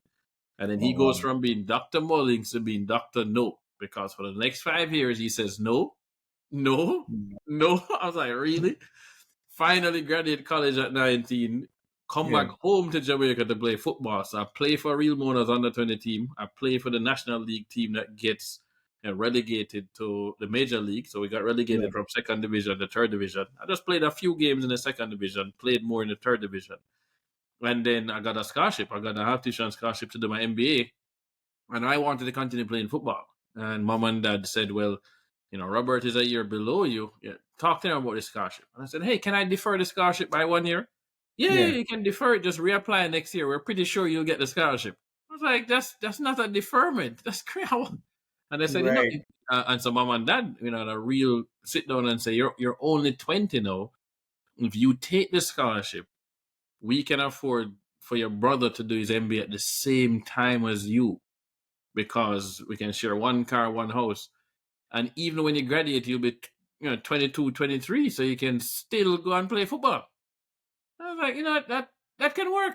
So we did our Yeah. MBA together. We started fall 2001 at University of Miami, and that semester we had a teacher in one class that put us all in groups and said we had to come up with a business plan to just present to the class. Just simple as a Yeah. class project, and we presented this media company. And the first hand that went up in Q&A, a black American named Wesley asked, "Can I invest $10,000?"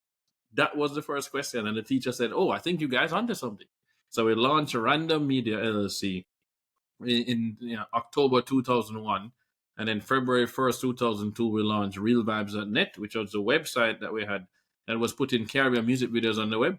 And it became Mhm. the largest website for Caribbean videos on the web. We're going on tour with Sean Paul. We're on Telemundo's So Mundos, The hold on. Roof. This is like what, like AOL time, like Yo, dial-up boss, speed. yo, we had to literally My learn, we had to God, encode videos to stream at that is 56K all the way to 300K. It was bad. Think about this that. YouTube launches in 2005. We're Right. doing video on the web in 2002. We sponsor stages in Miami. We sponsor ATI Appleton Temptation Isle before it is Yeah. Dream Weekend. That's what we sponsored. It Yeah. was incredible. Yeah. That's rocket science at that time. Yeah, Honestly. man. It was crazy to have to learn. We had to buy the cameras with mini DV cameras to learn how to Yeah. record and edit videos. We bought a book on Photoshop. We had a ton of fun. So that's why, like, I edited the video that I put up for Blue Mahoe. Right now, we have a new video that's up promoting Yeah. Blue Mahoe and what we're doing with the capital, building these affordable houses. I shot the video in my house this morning at my home office, and then edited that video on iMovie and then uploaded it. Well, I didn't that's have to go the to beauty anybody. of having that skill set from that time. Now that it doubles, like you found, whether we spoke about it, but you found your ikigai, right? Like Found my ikigai, man, and I you love it, and I found, can't wait to make some movies. yeah, all the things that you've worked on and been a part of as an advisor, and Yep. having Michael teaching as a coach, right? And then Yep. everything, and being and having the framework from a kid, like I want to be a positive role model. It Yeah. kind of narrows now everything else that's not that, Everything right? else, literally, is this feeding that North Star? If yes, Right, work on it. If not, I don't bother, and I just don't feel anyway, guys. This does not help me be a positive role model. Doing this is actually not going to be. It's going to be making me a negative role model. So I'm not going to correct, do it, and it allows me to just avoid doing certain things in my life. right. So for me, it's been so easy when you have a framework to make Hmm. decisions. Decision making becomes easy. Yep. Yep. And that's what the organization does. And that's why, football team, when you run in plays, that's why you have literally in American football, you have quarterback and you have offensive coordinator, right? And you're just looking at the play because game day, pressure on, you want to have something that's written down on a piece of paper. And I Mm-hmm. think sometimes a lot of things is lost in high school, like the things we learn, like learning how to write and like be a good writer or a good communicator, and how Mm. you can now buy people into your vision.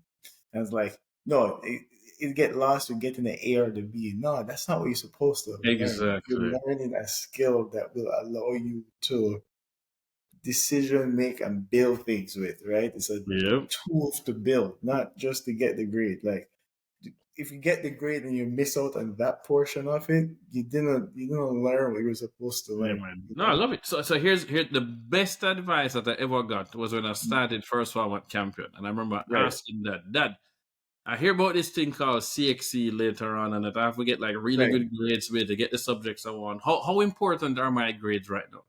Mhm. And Dad says, just don't fail. Between now and third form, just enjoy your time in high school. We're not going to demand A's of you. Right. Just don't fail your class. You'll be able to Okay. select what you want, but enjoy. So I became the kid that I actually tried to come between 25th and 30th in my class. I'm about 33. Mm, I would try to come somewhere between 25 and 30th in the class. I was right. not trying to get A's. I just wanted to get into right here. That was my challenge to myself because I'm going to play every break time, every lunch. I'm up there Right. playing pagoda, playing scrimmage. I come to class sweaty. I have to go outside and flag in my shirt to dry it. That was me. And I remember when fourth form started and I got all the subjects I wanted.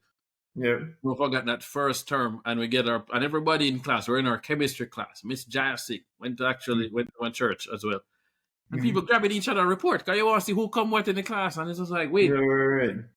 where David? And them grab my thing. It's like, how you come in fifth? What is this? Like, I know I'm placing in the top 5 in the class every term Bro. between fourth form and fifth form. It's like, but you're the guy that always plays pagoda and football and coming late to class, and like you're the class clown. Huh? And I say, yeah, because when I go home, I actually study. Like, wait, Well, that is so funny you said that. 'Cause I had at Arden, and I love that you went to campus, so you get it. You have so much blend of very intelligent people, right? yeah, And I had friends who they look like they're not paying attention in class, right? But don't sleep on that because don't they may sleep. not be in the class, but they're studying at home.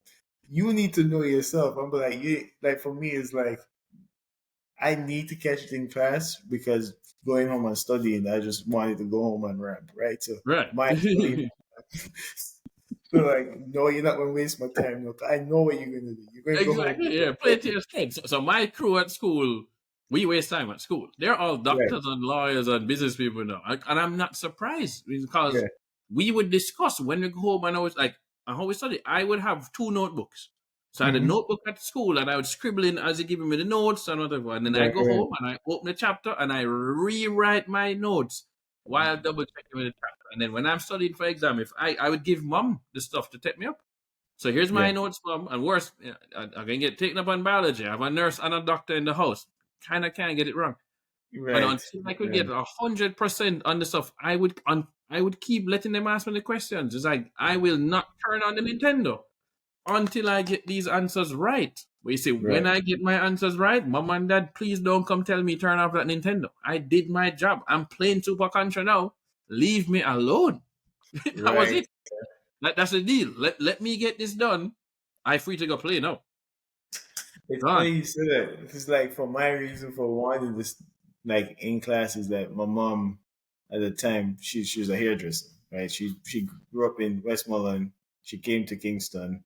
Her family at the time never had the real opportunity to give her that type of education. So for her going home, it's just me. So I'm like, listen, I gotta get it here, and then I need to carry it home. So, but like, know thyself, right? Like Right. everyone's system is different. I just I peeped. I'm like, yeah, this guy's gonna go home. He probably has an extra class he's working on. This is it for me. So, but I would love to hang out with you, but I can't. And that Right. was always like my I had a math teacher that because for me like school never came easy to me. I Easy. just worked extremely hard, right? Like things just never came easy to me. But once I get it, right? And I had a math teacher, and he changed my whole. You know, like I told you, tennis was a philosophy change that helped me Yeah. through life. That math teacher was a philosophy change that helped me through life, right? And so all the math teachers I ran into in high school, they were very good at math. And so they just couldn't understand why I was having a hard time. They just like, this is so easy. Like, come on, Right. like just do it. And so he saw me with my T square every time. Everywhere I went, I had my T square. I love technical drawing, right? And my mission was to do something in construction. That's Wow. what I was going to do, right? Everyone's doing medicine, everyone's doing law. My premise was like, what happens when you get rich? When you get rich, the things that you do is you want a nice car and you want a nice house, House. Yep. You have a village. right? And if everyone who is right here, who's at the pinnacle, you got Arden, you got Campion, you are around. Just the nature of CXC, it's a parade of distribution that it makes, right? You put Mm-hmm. all the Mm-hmm. killers out of, they've already compounded time before they got to GSET. You put all the killers who were really good, smart in their own way in the same place with smart teachers. It's literally it's they're they have to really try hard not to be successful at this point, right? Yep. So I was like, well, everyone's gonna eventually own a home.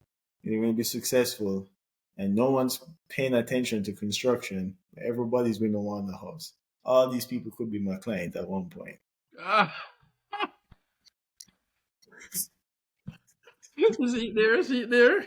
I was like, so there is something here that no one's paying attention to. I'm gonna just double down on construction. This is what I want to do. One, I love art. I love drawing. I love video games. I can't go to my parents and say I want to become a video game developer. It ain't gonna Yeah. work. Be like a what? So, so how can I use my art love and still be a profession that parents would be happy with, but still in construction? So it was architecture at first. So that's where the T square comes from. Yep. But I'm Yep. like, how the heck am I gonna be an architect by that math? This don't make no sense. This is not gonna work. So, but like when you have your energy and you have your drive, people see it and people gravitate to you, right? Because Exactly. the statement is for me is like if the universe is growing infinitely in all direction, which it is, right? We believe like with Yep. relativity that wherever you stand is technically the center of the universe, and you can either be a black hole or you can Mm. be light at the center of the universe. And if Oof. you're light, things gravitate to you and things gravitate around you. And off your light, people prosper, right? So I was like, all right, boom. Deep. I didn't know that as a kid, but what he saw in me was that I had this premonition or this determination to be successful in this product, which is construction, right? And so he's like, listen, try the class questions. If you don't do well in the questions, I'll stay 15 minutes after class with you and I'll show you where you messed up. Like you said, you Mm. need a coach, right? Mm. He's Yep. like, I can't help you unless you help yourself. You have to do the questions. He's like, I said, I think I see it in class and I think I understand it. It looks like it makes sense. I go home, I look at it, and then it just becomes gibberish. He's like, yeah, no, you got to execute it. So do it as far as you can, and then I'll frame it out where you went wrong. And he's like, it's just like cooking. You can't cook in your mind. You gotta put heat on the stove. You gotta cook. I don't care how much you look at the recipe. You gotta cook. You have to I do was it. like, yeah, I was like, all right. And the moment I got that, I was like, oh, this is just like tennis. You get good over practicing. And then I ended up getting all straight A profile in math. Did Cape Maths, right? And Wow. then Cape Maths was now a different level. And like this little gray hairs that came in, my first gray hair came in from pure math. Promise you. I used to look at the upper sixth form as like, yo, are you serious? This is like, is this for real? This is what we're doing here? Like, Admad. Oh gosh. but we never had admats when I went there. So there Oh wasn't even Lord. a bridge. It was just straight up CXE and then Cape. Boom. And just make, and admats is there to kind of bridge that gap. Yes, I never. So, I don't even know. I never went to sixth form, so I went straight to college oh, you here. went straight. Yeah, no, sixth But form is nice, but calculus two cut it kicked my butt though. no, calculus two. Calculus He's two, which telling. it turns out I didn't need it. I'm like, damn. That's what happened to me. Like I got to sixth form, upper six. I barely made it through for sixth form, first form, lower six, and Cat two floored me, completely Yeah. floored me. No. That's the first exam my mom would say. Normally I come out of an exam and I said, "We'll see what happened." I think I did all right. We'll see. I always No. said we'll see. I always had like you never know, right? I came out of that exam. I was like, yeah, I failed it. Yeah, I man. lit- Is the only D I've ever gotten in my entire life was calculus two. But my mom was like, "You've never said that before." I was like, "Yeah, 'cause I know. I went in the exam and I blanked. Yeah. There was nothing Yeah. on that paper." But I ended up taking like a gap year. In that gap year, I took over Cat 2 because like, all right, Oh wow, you were now move on. determined. Yeah, well, yeah, that as I don't like. I'm gonna take it over and I'm gonna get an A. So what ended up I happening? never took it over. I dropped the class and I was like, bye. But my strategy changed at that time. I didn't want to be an architect anymore. My dad, similar to yourself, my dad gives me like counsel with things, right? So Mm-hmm. at first, architecture was good, but he's like, all right, you coming abroad. If you study engineering, you can go into business with it. You can go into architecture with it. It's just a really strong technical degree that if you do it, the world is your oyster, right? And Mm. as such, if you do architecture, it's very specific to Yep. construction. You can't really do a lot of business moves with it or work as a trade or investment. So do engineering. I'm like, all right, fine. So I took the year, I did chem physics. I did over Calc 2. I was like, I can't go to engineering school not knowing Calc 2, right? Right, fair enough. So I did it over, and then I got into NYU, and then from there, worlds. That is its own story. But yeah, no, let's just get back to that same premonition, which is no, you're bringing everything together, and then what made you think of Blue Mahoe Capital? Like this is what I want to do. This is my ikigai. Wait, so we have real vibes going. We call Yeah, the person I consider my cousin, right? Richie Powell. Richard Powell Jr. was a year ahead of me at Campion. His dad is my brother's godfather. My dad is his middle brother's godfather. So we grew up together. We all born in the same place in Keystone, out in Spanish Town. yeah, And so he had successfully done a tech startup that was in the football world, Fuxito. He had dropped out of Harvard, moved to Silicon Valley, offices on the floor above Yahoo, made the cover of Ick magazine, wearing his Jamaica jersey, and then eventually sells it for a few million, makes money for all investors, go back to school, graduates and launches a private equity fund based in Orlando. gotcha. And I say, hey, Richie, we launched Real Vibes. I need you to be our chairman because you've actually done this before. So you are Right, going to be our coach. And so he writes a check for 25K to invest in Real Vibes. We're nice, sitting down at his parents' counter in their kitchen here in Orlando, where I live now. And he says, you have a 99% chance of failing at a startup.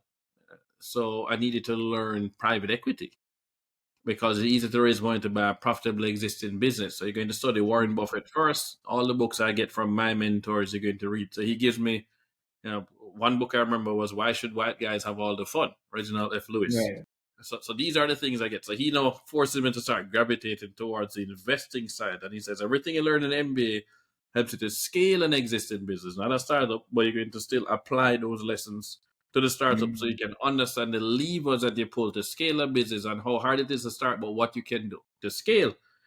And in his opinion, we're going to fail, and then we'll eventually come and work with him. So I ended up working with him. He says, come and work with me. I'm now back in Jamaica.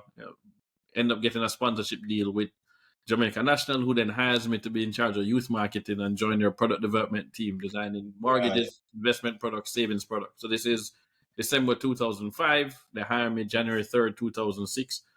A year and a half later, Richie calls me that summer 2007 and says, hey, remember that company I told you about that we were looking at Zero Chaos that we bought for 15 million with a leverage buyout?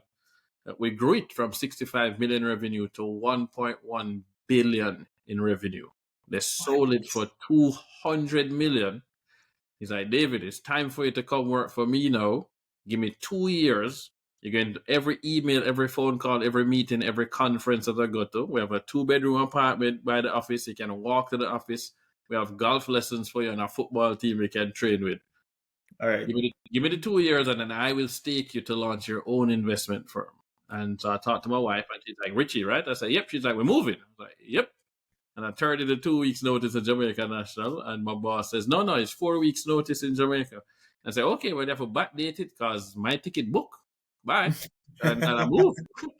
Right, moved to Orlando. And so work with Richie at RMP Group, which is this separate vehicle from AP Capital. And again, a year and a half later, he says, great. What we did $100,000, and that was a Wednesday. Sat down with my brother that summer. I mean, that weekend, came back the Monday and said, here's what we want to do. And at the time, we wanted to create a vehicle in the US that was taking money from the Caribbean to invest in private equity deals in the US, in lower middle market. And he says, great, I love it. And he wires us the first $50,000 and say, you start today working for yourself. Your office is based here. And then you're going to scale from there. The idea being that we'll take money from the Caribbean, bringing it there. My goal was to eventually build a Berkshire Hathaway, focus on investing back into the Caribbean. But Richie felt that we needed to build a track record first, going the other way. It's easier for me to get money in the Caribbean to invest here because the Caribbean was having its issues, especially Jamaica, high debt to GDP ratio. We were having issues with IMF, so it wasn't the right time to invest down there. The time eventually came for us to be able to invest in the Caribbean. And so we needed a name. 10 years ago, Jamaica Stock Exchange asked me to speak at their conference, January 2014, on how do we get the Jamaica diaspora to invest back into Jamaica, not just send more remittances. And they asked me, because I knew I'd worked in finance in Jamaica, they knew I worked in finance in the US, and I'd served on the Jamaica Diaspora Advisory Board for 3 years as the first future leaders rep for the US. Right. And I wrote a bunch of columns. For 3 years, I wrote every Sunday an opinion column in the Jamaica Observer called Interactive Dialogue that covered business, entrepreneurship, politics. And so I go and present, and I said, here's what you should do to get money from people like me. It doesn't matter if it's Jamaica, Brazil, Botswana, Malaysia, it's the same things. Right. And nobody launched it. And 4 years later, Joe Mathalan comes to me. I'm talking to Joe to give me money for a deal in the US. And he says, by the way, why didn't you launch that thing you presented to all of us at the Stock Exchange conference? I was like, oh, no, that wasn't for me to launch. That was for you guys to launch. And he says, no, but you are the perfect person to launch it. Here's why. I was like, oh, okay. You have a point. And he says, yeah, we'll back you. And I was like, what? Yeah, okay, let's go. This is Joe Matalan. Like, great. I was just about... Yeah, and it's little Joe too. That is that. But this is like, this is Joe. This is a Matalan. Like, it's a big name, right? It's like the Rockefellers, come on and say, we'll back you. I'm like, what? So Joe and his CEO, Vikram, then spend the next year and a half meeting me to come up with the name of the company, come up with a structure, the asset classes we want to invest in, put me in touch with lawyers, everything. But that's how we sat down and came up with the name Blue Mahoe. I wanted something that was Jamaican without blatantly being Jamaican, but it would also tie back into the idea of a tree. You have to plant a tree, you have to water that seed, it sprouts, you don't just cut it down, you have to help it grow. And then over time, the seed that seed then becomes a tree that bears fruit. It was about patience. Investing to me is about patience and thinking long term. The Blue Mahoe tree happens to be one of the fastest growing hardwoods in the world. So that's great. We could be a very strong company that grows really quickly, but is here for the long term. Oh, by the way, it's Jamaica's national tree. So we get to kill those, three Two birds. birds with one stone. Yeah. Yeah, the company before that we had that Richie had originally funded was Keystone Augusta. And we named it, Keystone because we were born in Keystone, right? And the Right. keystone is a main stone in an arch to hold up the arch. So we got that double entendre there. Yeah. The And keystone. Yeah. yeah, and then I chose Augusta because in Spanish town you have Fort Augusta, which is now a women's prison. But most Hmm. people think about, you have the fort. I think it's Fort George is in Port Royal. Well, the only way Right. to defend the harbor is to have two forts. You can't have just one. Yeah, the harbor has two places for you to enter. When you enter the harbor, you have two Yep. sides, right? So you have one fort, which is by Port Royal. The fort was Fort Augusta, was the other fort to defend it. Got So it. we wanted the name of a fort on it, and but Keystone Augusta's logo was bamboo because Mm. bamboo again, we know Bamboo Avenue in It's Jamaica, but strong and bamboo straight. is one of the fastest growing plants. It's actually a grass, right? One of the fastest growing plants in the world. But it takes forever. When you plant bamboo, it's for 5 years, you don't see anything. And then all of a sudden, Right. this thing can grow like 9 feet. It's incredible. But also, when there's a storm, the bamboo actually lays flat. So if you have a hurricane, the bamboo survives. So it can weather any storm. So it's fast growing, but weathers a storm. And bamboo in Chinese is one of the four gentlemen as well. So I really thought through that. So for me, any name you come up with has some additional meaning. And that's how we came up with the name for Blue Mahoe. And Mm. then what Richie had said is that when you look at most of the successful investment companies in the world have blue in their logo. So I was like, okay. So the company was already called Blue Mahoe, so our logo is gonna be blue and white. Like let's not mess with the recipe. Blackstone is That rare in having black, but for that's the most part, legendary a right lot of the there. private equity firms had This, blue. Okay, run with yeah, the and blue. then having the mentor too, like or the coach Oh to well, yeah, like that yeah. Once we kind did of that, it was crazy. We made the yeah. call, and I'd met Michael Leachin before, thanks to that, but finally got to sit down with him by making an ask of, this is Albin Hill. When my wife gets upset, she says, "Man, I can't keep struggling at this anymore. Like, promise me, this is no June. You're either going to get this sorted out by then or somewhere. You're going to give up this dream, man. I can't keep dealing with this." And so I said, "Crap, I need to throw the Hail Mary." So Yep. I'm heading down to Miami, and I just called Abin. I'd met him before talking about real vibes, so I called him on WhatsApp and said, I need to talk to Mike. Yeah, here's what's happening. I'm struggling. He's like, "What do you want to pitch him?" And I told him the plan. He's like, "Okay, I'm about to walk into a meeting with him. Let me get back to you." And he gets back to me that afternoon and says, "Hey, Mike says he can come down and meet with him on this day for 1 hour. Can he be here?" And I said, "Hell yes." Right. I bought the ticket, flew down, and had a 1 hour alone with Michael Leachin. I'm now sitting with a guy worth $2+ billion, and within the first 10 minutes, he says yes to what I asked. And I know, right? I was like, damn. He's like, "Okay, what else can I help you with?" I was like, well, and I make one more ask, and he says, yes.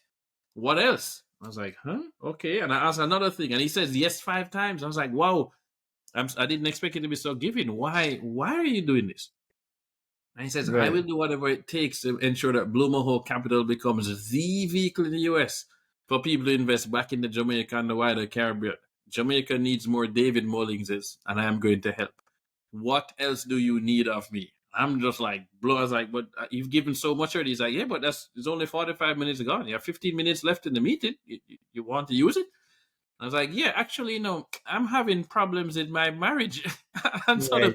I jumped to a completely different question. I was like, "I've studied 5 billionaires, and Right. 3 out of the 5 of them ended up divorced, but still billionaires, you included. How do I end up being one of the two who stay married to the same person?" And he jumps Mm. up from behind his desk and grabs a notepad and then does his whole thing about compound effort. I'm just Effort. like, of all the things to get him jumped up and excited was me asking for help with my marriage. I was Yeah, like, because it's usually like put to the wow. side, and it's a really good question to ask. Like Yeah. everyone goes. I think everyone says it's like the person you pick is probably the best investment you Yeah. can pick in your Yeah, life, right? yeah. Like, Or the worst, right? Like the are the person yeah. worst, It really worst. it matters to a T because they'll either be the wind beneath their wings or the anchor that pulls you down. Yep. My wife, God bless her soul. I had to go to Minnesota for 2 years to build a job out in there, right? And it was the 6 months before we got married, right? The Oof. opportunity came, and they're like, "Listen, it's out in Minnesota, but you'll be out there with seasoned vet who knows how to build a job." he's worked in construction for 30 years, and it's an opportunity to, work on a project which is a data center. And I said, this has the hallmark to pivot and move my trajectory, not in the company, but in my experience, right? You get Mm-hmm. to sit on a job with someone who's had 30 years of experience building a job. It's just you and that person. They're going to coach you. They have to, because you're another person is going to be Yeah. the team building the job. It's a data center. And my premise at the time, remember I had the premonition that everyone was lawyers and doctors who get the house. I was like, well, Mm-hmm. if it's COVID now, pretty interiors is not where it's going to be. That's not it. Everyone's going to be working from home. If everyone's working from home, cloud computing is going to be big, and cloud computing is stored in data centers. It's physically stored somewhere. I need to learn how to build data centers. I need to double down on this skill. And when God gives you an opportunity, you grab it and you move on with it, right? Because your hard work is meeting, they call it luck, but it's your hard work is meeting multiple opportunities, not for you to grab it, right? So Exactly. when I brought this premonition to my wife, or this idea, she's like, so what's the plan? That's the first thing she said, like, all right, so why are you doing this? And what's the plan? And if you can't at that moment give the vision of, I was like, babe, this is something that's going to set us up for the next Yep. over many years. This is my purpose. I really believe that I need to learn data center. You've heard me say it all the time. I need to learn how to build in data centers. That's where the future is. Here's an opportunity. It just requires me to relocate for 2 years and travel back and forth between here and New York, but we can Mm. do it. Mm. And we planned together. We're going to figure it out, and it's going to work. And it worked out famously. I Oh mean, it man, I was love tough. it. So I'm an extreme planner like you, probably more extreme. So at 15, when I put that plan together, obviously, Dad said go and make a plan. So I wrote a plan, broken into blocks of 5 years. So a 15-year plan to age 30, knowing what I want to do later after 50. So I have an end goal in mind, and I know what I need to do between 15 and 30 to Right, get there. And I put down including when I'm going to get married and when I want to have children, because I want to be able to play sports with right. my kids in my 40s at the same age my dad could play tennis and football with me and swim. And then Got you. I sit down with every girl that I'm dating and I say, I have a plan until age 30 and you cannot change that plan. In fact, you fit into that plan. So you Right, can't change the plan. But if we get married, I promise you that when I turn 30, together we can write the plan from age 30 to 50, right. broken the blocks of 5 years, but it won't be as strict as the plan from 15 to 30. And so Got this is you. the one, Catherine is the one who said, all right, I'm in. And when I turned 30, No, we did sit down and work out that plan. And we're now living through that plan and enjoying the way it is. Her thing, though, is that, after sitting with Michael Leachin and getting advice, Mike then says, all right, call your dad after this meeting and tell him yes, this, what I just committed to, and then call your wife and tell her as well. So I called yes. dad, we crying on the phone. I called my wife, crying on the phone. Dad called me the next morning, check your bank account. Dad wired 15,000 last month and said, if Mike believed in you that much, Mama and I are doubling down on you. I get in tears of my Wow. eyes thinking about that. But if Mike believes in that much, we are doubling down on you. So they doubled Of down. course. Yeah, that's I remember amazing. coming back now to Florida and Catherine crying. And I'm like, yeah, man, I'm so happy to. I'm crying. She's like, no, these are not tears of joy. And I was like, wait, what? What happened? She's like, no, because the billionaire you've been looking up to and having all of us study has committed so much more than he expected at this point in time. It means that everything that he laid out is actually going to work. Nobody's supposed to be able to plan that far ahead with that much detail for their life. And it means you're going to exceed the plan. But on top of that, it means we only have a 2 out of 5 chance of staying together, but you still be successful. Mm, And I'm just like, damn. So Got she actually got scared. got you. I mean, listen, the success, like I always said to my wife, like, success does things to not just you, but the people around you, Around right? you. And then there's a line that everyone thought you would not cross.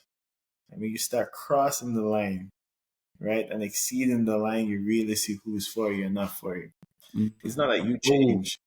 oh, It's not that you change. It's just that people had this line because you have to remember love your success is conjuring in them or triggering in them their lack of success that they feel in their head that they don't have. it. And so everything you do at that point could be triggering to say that you Yep. are changing, but it's that like you're changing at the time. It's that, and you could be because it Yeah, requires more I of mean, you. and Right? change is good. Just Yeah. what is, I know, and he's so 100% right because once you achieve your biggest dreams, you get to see who really is happy for you versus who felt that you don't deserve it. Oh, but you were the kid in Yep. school that was coming late to class, and I was Yep. smarter than you, or this. Make up all sorts of excuses about you not supposed to be there, and you got lucky. And I was like, guys, I was in the Right. same room with Michael Leach and as 50 other people. I'm the only one that he's coaching. Why? Right. A whole bunch Right. of people had the same opportunity. We read the same stuff. So there's nothing I've done that is unique. I've studied Right. Warren Buffett. I've studied all these investors. I've studied Blackstone, studied Michael Leachin for years before I ever met him, right? I didn't have to meet Mike to get this far. I didn't take any money from him. So that Right. wasn't it, right? So I think people don't want to believe that that is possible. Oh, here's a framework that I've followed, guys. Here's how simple it. No Right. man, it must be harder than that. No, it's just not enough.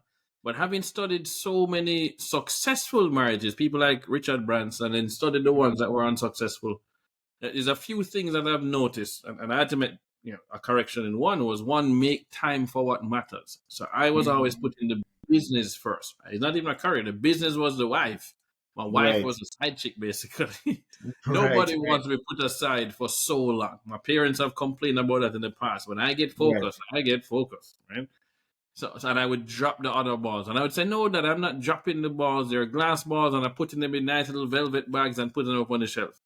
And Right. Dad said to me one day, yes, but when you take them out, they won't be as shiny as they used to be, and you can never polish them well enough. And this was me focused on coding real vibes and avoiding every single breakfast, lunch, or dinner because I was too busy with 18-hour days building the site. And he said, you can't do Right. that. You have to make time for the people who will be there if you fail or if you get sick.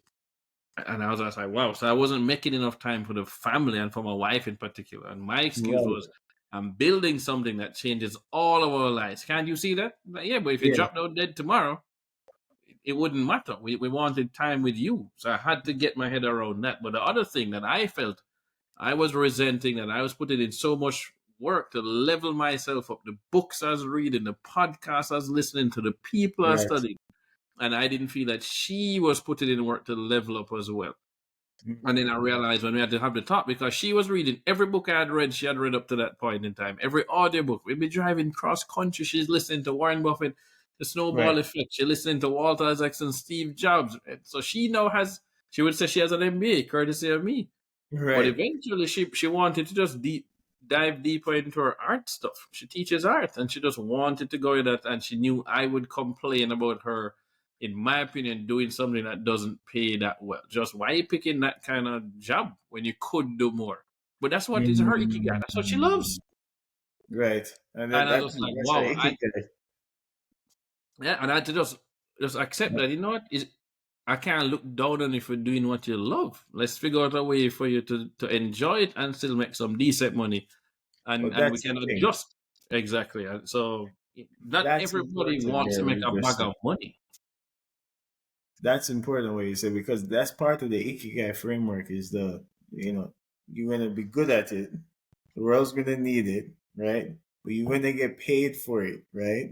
Right. And you're gonna love it, right? So Right. it's like, and so if I love when you look at the ikigai framework, it's like you can assess where you are, and then you figure out how to get to the middle. So if you love it and you're good at it, but you're not getting paid, I need to figure out a mechanism how to get paid How by to this, get paid. And it's like, so she teaches art in right? elementary school and in middle school. She taught art. First, what she did was teach art after school. That's what she started first. She worked with a franchise teaching art after school and then went and got her master's degree and then went into elementary, then moved to middle school. And it's just like, perfect. Like, she's such a happier person. And I had to just like, you know what? I didn't Yeah, marry someone that wanted to be a lawyer. I always knew what she was doing. I was trying to get her to do an ad agency at the digital marketing, and she could do the graphics. And she eventually she gave it back. She's like, I don't. This is what you want to do. You are right, building a business for me. I don't enjoy this. I don't want to deal with these customers and designing stuff for them. I right. want to teach kids to appreciate art. I want to teach about these artists that I learned about. I was like, all right, you know what? I got to pick my life, and it Right. brings me joy. Do what brings you joy. It brings you Let's fix joy. No, you always like as much as you guys are together, you're also individuals before you got together, and then you That's so individual true. things. So like for me, I started Brazilian Jiu Jitsu, right? And I love, doing that, right? My wife does know, like, I don't know why you like it, but for her, she loves going to, like, a soca concert. That's what she loves. Me, it's too much noise, too much people running around. I'm not interested. I want, but I'll go if you ask me to go because I love you, but it's not my Not my forte. thing. That's Yeah, why, yeah. I will pay money to go to a boxing match. I'll pay money to go box. I'll pay money to go to jiu-jitsu. You know what you like, and then you get to the point where you're like, yeah, it's okay that you like that and I don't like it. We don't have to like all the same things. We just have Exactly. to like the same things when it comes to certain things, like how we're going to invest our money, how are we going to go about making a plan for our future with this. Yeah. Like, what's our Certain things for plan sure you as a have to team like. together? How are we Like, you going have to to have join our agreement on concert? What those. are we going to invest in, right? But you like going out with your friends to a concert, and I don't like it. I don't gotta be there. Go, go, Yeah, man. go along. Go enjoy yourself, man. Do You your go thing. enjoy yourself. That's good. So, couple of questions I wanted to ask you is how did you figure out your signature strength? Like, how do you know, like, this is my strength and I'm going to double down on that? Well, I would say experimenting, right? The thing for me always, I would say that I knew my strengths because of school already. So I knew Gotcha. one had a photographic memory. I understand, I think it's a strength when you recognize that you can learn from other people and realize that you don't know everything. I think that's actually a really good strength. So, playing sports though made me understand the importance of discipline. Mm, What was important to me though wasn't actually what my strength was, but what brought me joy. What did I truly enjoy? And I need to decide either I'm going to do what I really love right now and do okay at it, or I'm okay. going to do something that I'm good at that can make me a lot of money that allows me to do what I really want to do. So I really want to do films. I want to be able to produce films and music videos and animated movies and animated series. That's really what I want to do, right? I want to be the Walt We Disney. gotta talk. Yeah, the Walt Disney of We our gotta talk generation. about that. Oh, we're going to talk, man. So I have two Yeah, we right now. gotta talk about that because That's I fine. I have right now 75% done on a script that I was writing, and it's Oh, we definitely literally going to talk. I put it this way. So mom knew I was so focused. Like when I finished college at 19 years old, I graduated from the University of Miami. Mom yeah. buys me a script writing book, and I Okay. spend that Christmas writing a script, and I shoot the movie that year. And that's how I got connected to Hype TV. That was so funny. So for me, Mm, that is always where it's going to come from. It's extremely risky to invest in film or animated movies or series. 100%. So you know what? I don't want to ask nobody for money. I'll just use my own money to do it. So how about I go make the money? Let's study how people have made money. We ended up Right. launching Real Vibes because it was in the entertainment industry. I want to do entertainment, so we launched a business entertainment. And then Richie comes in and says, "You're going to fail. You should learn private equity." So I get to study Warren Buffett. I was like, "Holy crap! That's a brilliant way for me to make money."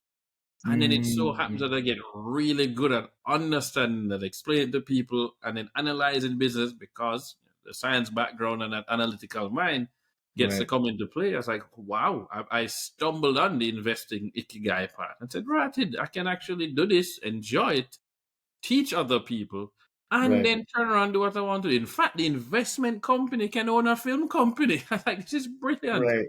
Why not? So Blue Mahoe Capital owns Real Vibes. Like it owns Real Vibes Entertainment. It's great. Right. I love it.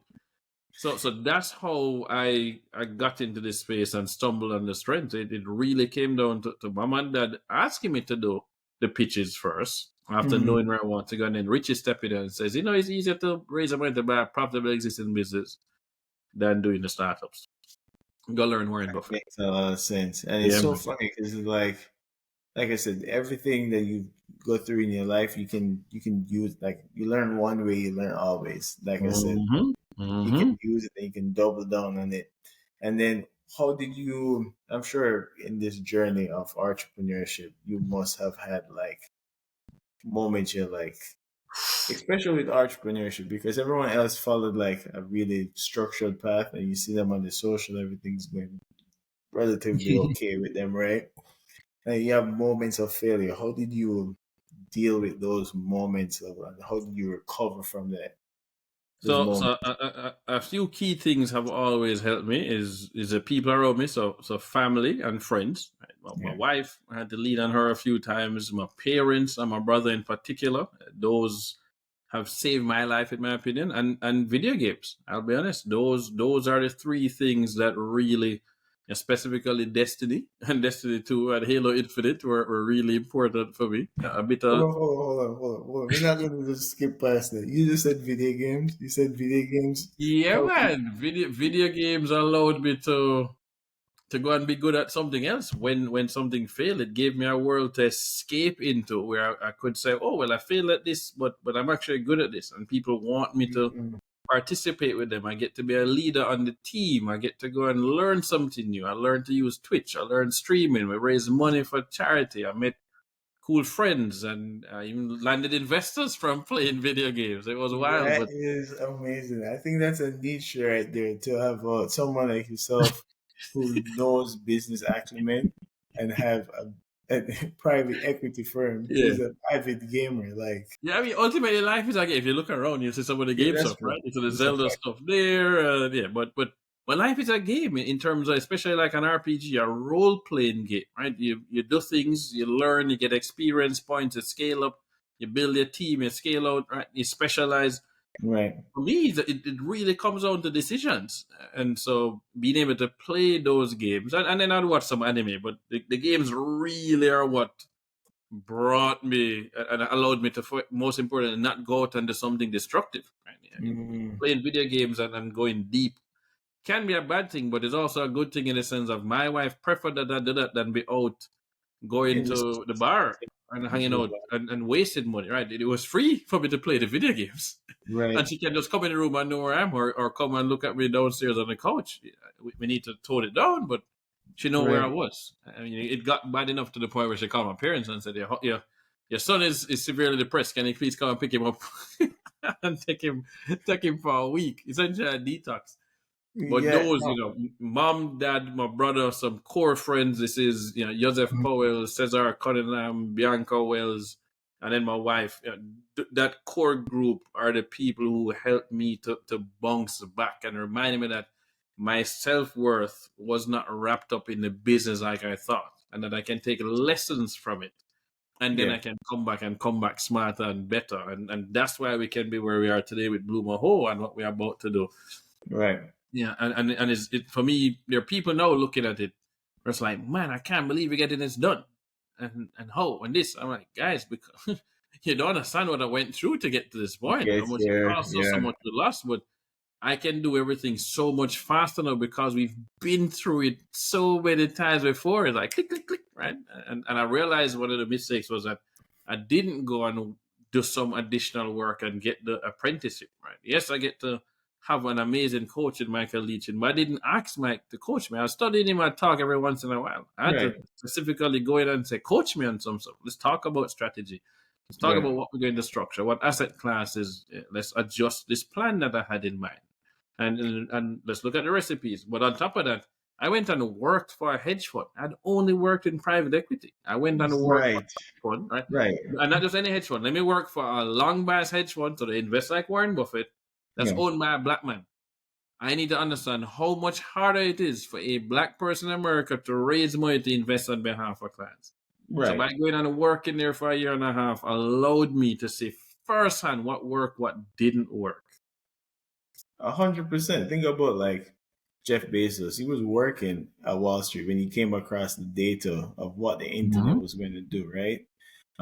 Working, it's not like LeBron. LeBron could leave now and start his own basketball league, but he worked for an organization. The organization is the NBA, right? Yep. And so what, you build up Garner, you build up reputation, you build up respect, and people know you, and you know the right. You got paid to learn. Learn. It's great. Yeah, that's it. Pen drop. You get paid to learn, right? Like, I was gonna. It's so funny. At one point at the company I'm at right now, Tishman, right? I was gonna take my master's in construction management, and you know what stopped me? I looked at the class curriculum and it was estimating. I was in the estimating department, and the teacher in the for the estimating class at NYU at the time was the person I was working with. But I said, wait, I'm about to pay how much money? And this guy, I drink coffee with this guy every day. I said, no, that's it. I ain't doing it. There's no need. He's gonna be like, Wow. just make sure you do your homework. All right. I was like, Yeah. no, no, we ain't doing that. I have the teacher right here, day in, day Right out, here. and I get Right paid. here. I get paid to learn from him. Where I'm gonna Yeah. go, no, back to school to go learn from him for an hour and a half. I said, no, that's it. I mean, people don't understand. When I started, the first thing I asked Michael Leachman was, "How can I help you? How can I be of value to you?" It wasn't, "Give me Right. some money or something." How can I help you, Mike? I'm in the US. I have access to some US investors, and he says, "Great. We have some funds that I have a Portland, India fund. I have this private income fund. Maybe you can find some people interested in." So you know what they have to send me? They have to send me all their marketing materials. They have to send me their offering memorandum that investors have to read through. So they send me all this material and I get to study for some of the Yeah. best performing funds out of Canada. I Right. still have them to this day sitting on my iPad, down to a T. Here's exactly the documentation, how they structured it that Mike used to raise money for the funds. Here's how they get paid. Here, and I was just like, wow, here's how they market it. Here's the questions answer. To this day, I use his Portland India Fund pitch deck to help me with Blue Mahoe. Before I even when I went on Bloomberg, before I go on anywhere, I just Yeah. quickly run through that document to remind myself of the talking points I'd used to get people to look at investing in India 25 years ago. Well, Mike gave me all of that. that part, it comes from your media training, right? And Well, the power of influence and the power of leverage. So, like for me, my strategy that I run in my head is like I always want to double down on highly leverage products, right? mm-hmm. So why I went into management is because it's resource management. You're at a higher vantage point, so you can.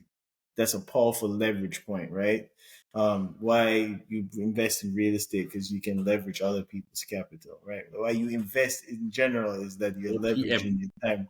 So So it's I like, love that this vantage point. It's something I don't talk about much, but I promise myself I'll talk about it more now. And mhm, it's called 4D thinking. So mhm, there was this program called UE Leads, Leads, and it was sponsored by NCB. And what they would do is they would bring about 400 students from the freshman class to come right, to a big event, and they're going to have a guest speaker come, a keynote speaker to kick off their 4 years of university. And the first right. year, sponsored by NCB, so the first year they have Michael Leachin speak.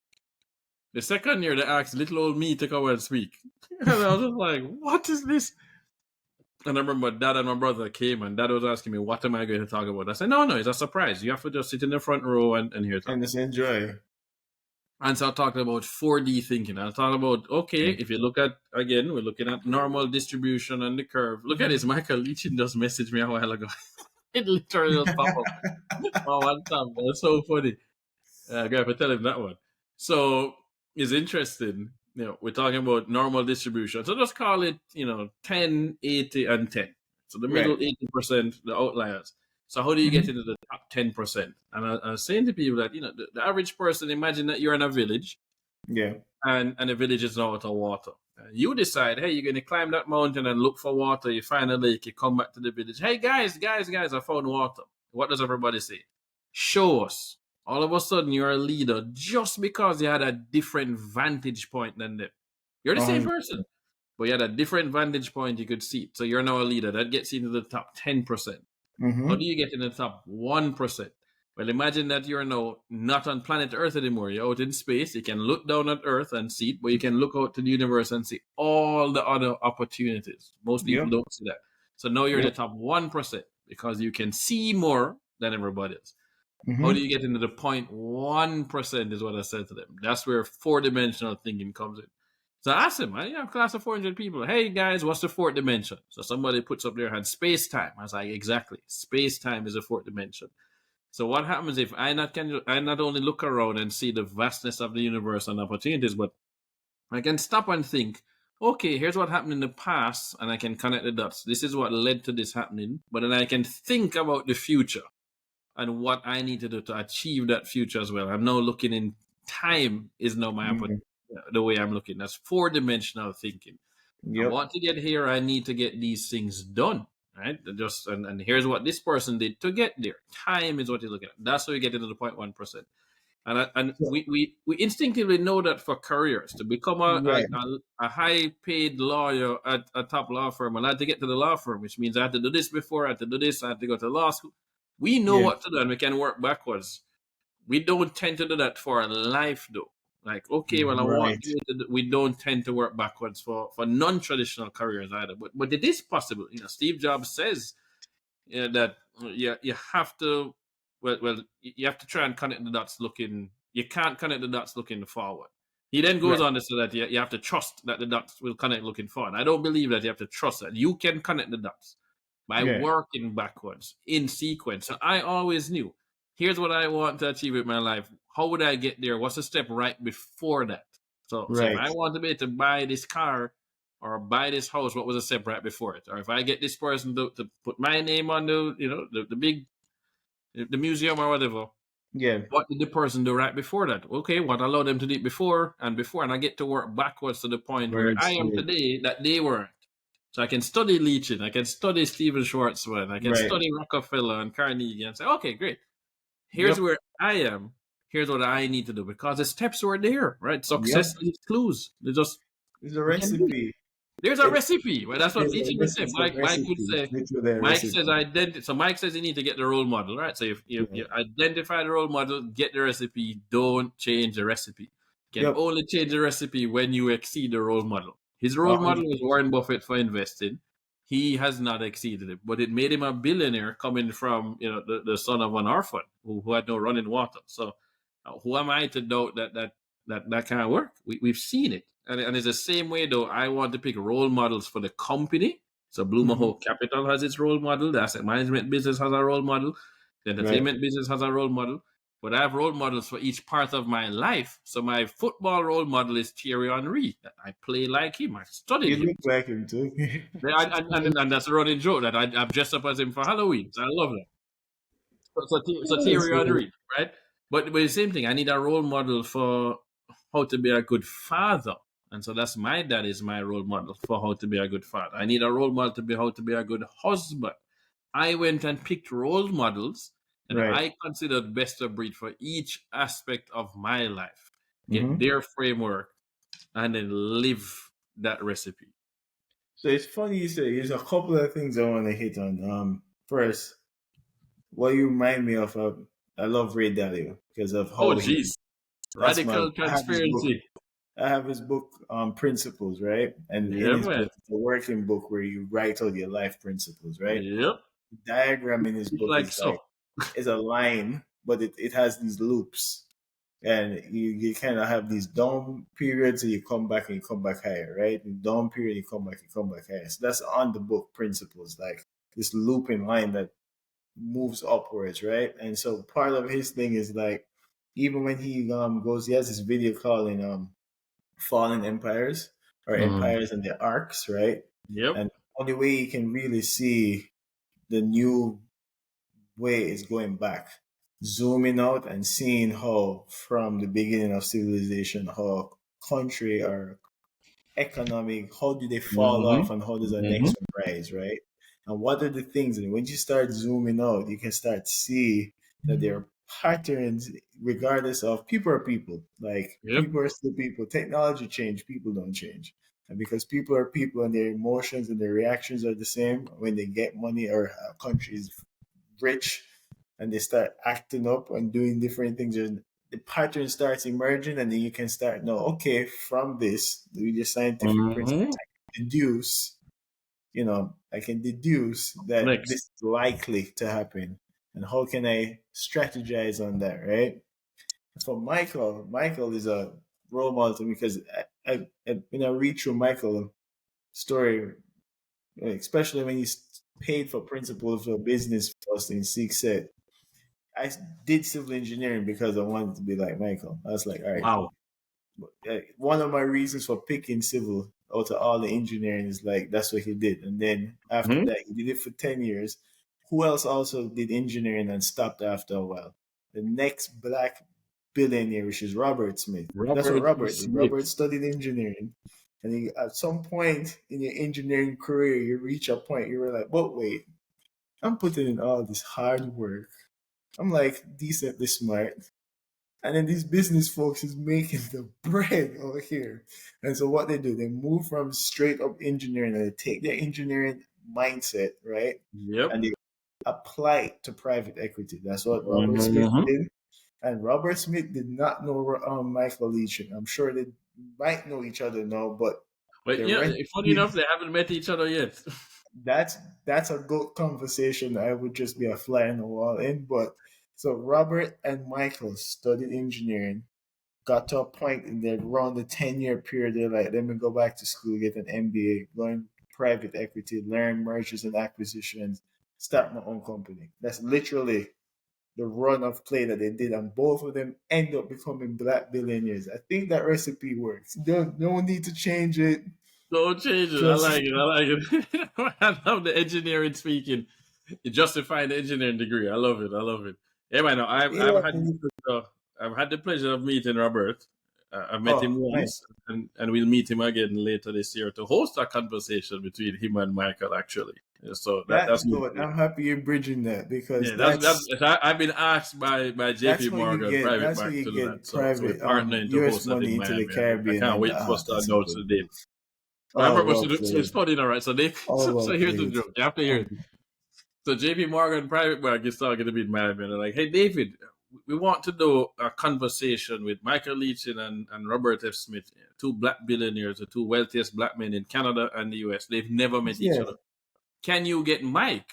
And I was like, "No, come on. Of course I can get Mike. That's a phone call. Can you get Robert? Like, can you get Rob? yeah, No. We can get Rob. Can you get Mike?" I was like, No. Trust me, I can get Mike. Can you really get Rob?" And the guy was just like, No. We can get Rob. All right, you know what? Actually, let me get you a ticket. Next week, Monday, you need to be in New York. 12:30 is a conversation with Robert F. Smith at the headquarters of JP Morgan. right. Okay. So they got me a ticket the next day and I flew to New York. And I get to sit in the same room with Robert, show him the picture with Michael Leach and myself. And he says, Come, let's take this picture, right? After I Yeah, got to ask two questions and get two great answers from him. But right. it was fascinating to talk with him, get to know him, and then of course JP Morgan comes back to me and says, "So see, we can get Rob. Can you get Mike?" I was like, "No, I definitely can get Mike, but I only have one request." And I say, it's Yeah. going to be Blue Mahoe and Real Vibes. That's Hmm. going to Blue Mahoe and JP Morgan going to partner to present. I was Right. like, no. That was a given. I need to be the person on the stage between the two of them interviewing them for the That's video. a, that's nice. I You know like what that. JP Morgan says to me? The guy says, "It's like we wouldn't want it any other way. Two black billionaires and the next black billionaire sitting between them, of That's course." it. And I was like, First. you know what? Whatever you want, you got it from me. Anything you want, I'm yours from now on. Anytime. Anytime. No, and you know what's funny? I don't know. I've never met either of them, but I've watched interviews of both of them. They're very similar, personality wise, and their approach Yeah, to man. And um. the Yeah, interesting thing with Robert, Rob was married to a Jamaican for over 20 years. His I didn't wife, even know that. his first wife was Jamaican, so he's fairly familiar with Jamaica too. But And it's always just amazing to me how down to earth they are, I'm how supposed to giving they are. say that. Rob has invested in more than 70 black owned funds to help them get started, specifically so they can say Robert F. Smith is my anchor investor. He wants to help open the doors for them. Is amazing how giving they really are of their time. When you get them in that room and get to talk to them, you don't just butt them up in the supermarket. But when you get in that room, they're there to Yeah. give. No, I see. So I don't know if you got a chance. There's this podcast called Earn Your Leisure, right? Yeah, man. So EYL. EYL. All right. So you're aware of EYL. So I listened to his he's rolling with those guys often, and I listened to his podcast episode, and I'm listening to his podcast and how he approached like first of all, he grew up here, strict parents, go to school, get a degree. Like I was like, yeah, that's kind of like what they do to us in the Caribbean. All right, I Typical. get that. Very parallel universes, but they're very similar. And then you get your engineering degree. I was like, you ended up getting an engineering degree like Michael. And he was like, and it's around the same time too. Did you get to like 10 years? And like he was like, you know what? This is not There's it, so man. start reading books, start reading about Warren, start reading about these other guys, like what they're doing. Then there's like this realization that happens at that 10-year mark. I can do this. I have the aptitude, the skill sets, and the determination to figure it out. And I just went and I Exactly. did it. So I'm really excited for that. I want to see that, and definitely Yeah, that's man. going to be Let's that's a goat conversation right there. that one gonna be crazy. That That's I nuts. can't wait. I mean, I got to do the video with Leachin years ago. That was great in 2019. But getting Yeah, both of those guys is that's nuts. unbelievable. Like the only thing better than that is if I get to sit down and interview Warren Buffett. That's the only thing that would be better. Yeah, I mean, when you get to Omaha, man, we can make a shot at it. I just want to touch the grass at his house. That's it. And Yeah, then, we can make a shot at it. And my only regret is not meeting Charlie. Rest in peace, yeah, Charlie. I know. Oh man, I know Charlie, that's the we only miss out thing. on that one. Well, Yeah, you know what? I'll be honest. My biggest regret is not meeting Steve Jobs. Okay. Yeah, I mean, is it? I actually was in his office. I got Mm, to visit. I visited Apple twice, and a friend of mine works there. He's in among the first like 100 employees, and so he actually took me into Steve Jobs' office while he was. wow. Yeah, man. Which so I couldn't touch anything, right? And I Right. couldn't take any pictures for the places that took me. Yeah. But to be able to be in his In the office office. and I couldn't believe the office was not as clean as I thought it was going to be. But to Yeah. have been in his office and then he passes away not long after, but that was still incredible for me. Yeah. But not being able to ever have seen Steve Jobs in person or met him is definitely one of those things. I mean, it's like man, Yeah. man, And funny enough, I'm not surprised his office isn't like pristine. I think Tim Cook's office is like pristine. I could think yeah, that yeah. because I can see, yeah, I can see that. I feel like yeah, Tim Cook is definitely the operator type exactly. He's person. an operator type, and so Yeah, I he's mean, gonna have to be. my office is not perfect. If I was to move the camera around, but I Yeah, know well, what this stuff is though. you have to know your type of founder you are. You're a creative founder, an operating founder, and then Yeah, figure out yeah, where you kind of lay. And you need if you're a creative, you need an operator. If you're an yeah, operator, you yeah. need creative. You know, 100%. I tell everybody when you look at it, Steve Jobs, Steve yeah, Wozniak, Bill Gates, Paul Allen, Sergey Brin, right, Larry Page, like you, and they brought in Eric Schmidt. You have to have one and the other. And I remember that's something that I felt was important when I looked at how we were developing it. So yes, you think about so Robert F. Smith, Michael Leachin. I don't hear the Charlie Munger to the Warren Buffett, but they all had right. somebody. Michael Leachin had Chris Astafan before Chris passed. A lot of people don't realize that. He has Rob Mm-hmm. Almeida, who's worked with him for 20 plus years, who's now CEO of NCB Financial Group to help turn it around. So Right. you always have somebody. You might not know the person. I guarantee Richard Branson always has an execution person to execute the business Needed. when it comes up with the idea. So the Yep. same way my brother did an MBA in management and management information systems. So Right. he will always tell everybody that I'm the ideas person, he handles execution. He Right. doesn't question my ideas. He focuses Right. on how to get it done. That's it. So he is my president and COO of Blue Mahoe Capital. Mm. And we don't own it 50-50. It's my dream and my plan. But you bring him in, you give him, he's one of my largest investors anyway. But it's like, hey, Right. it's No, but it makes sense. yeah, Like, I've figured it out. It's time to execute. Hop on all these cards. So we get to divide and conquer. But guess what? I kind of trust him. I've been doing right. business with him since we've been doing stuff since we were 15. Kids, We right? we Yeah. know how each other work. We know which buttons not to push. I know his level of consistency. He played sports as well. Yeah, run with it. Yeah. But it's funny you say that because, like, for myself, I'm even my wife, right? Like, I believe in spirit animals. My spirit animal is a wolf, right? I've Mm, always think of myself mm. as a wolf. So it's like I can work in a pack, but I can be a lone wolf. I can work by myself, right? But when I asked her when we met, she felt she was an eagle. Like she has very Wow. good vision, right? Yeah, Good man. vantage, good big picture thinking, right? And so having that big picture thinking, it's funny enough, like these animals in real life have a concept of mutualism, which is like the eagles or the ravens would work with wolves because they can see the buffalo, but they can't kill the buffalo. But the Yeah. wolf can kill the buffalo, but he can't see where the buffalo Eat. is. Yep. Together now is like, you know, Woo! that's where you need to go, and then you just go that direction. And so, like, a lot of the times, it's just Man, like I don't need to see it like how you see it because I know you're seeing it the way you need to see it. I need to double down on my strength as a wolf. You double down on your strength as an eagle. Together, we're going to get what we need to get, right? And just understanding that, like, where your skill sets are, wow. doubling down on your strength, like becoming that person. You're good at execution, fine, good. Double down on that. But I need a creative.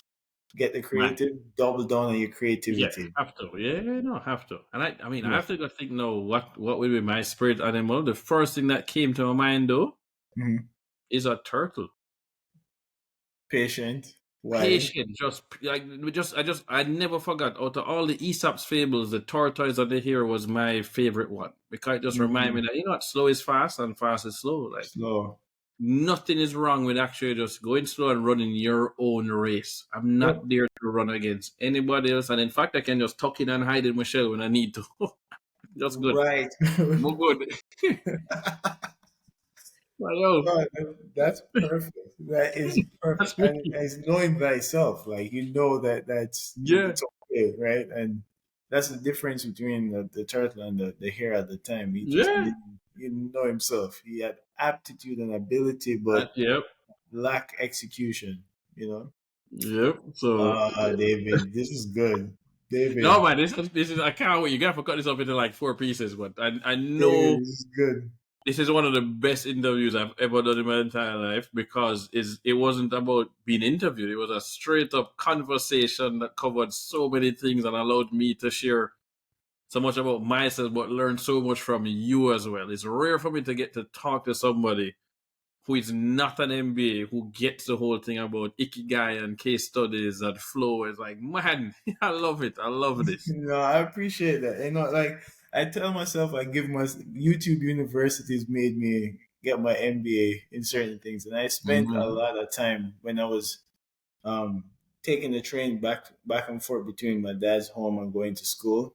I spent a tremendous amount of time just reading books on the train Yep. because it was dead time, and I would have epiphanies on the train, and I would look up, and everyone else is like scrolling on their phone doing something else, and I'm like, I just had a life epiphany in this Yeah. book, and then you recognize like it's the power of writing. Like I didn't, as a kid, like you take the class, you get the A or the B, you don't care.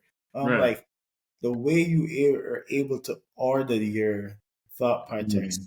Yep. and put it on paper is such a powerful thing to Yeah, do, man. right?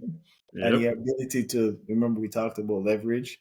Like, no, your thought lives somewhere and it's influencing even when you're Oh gosh. sleeping. Yep.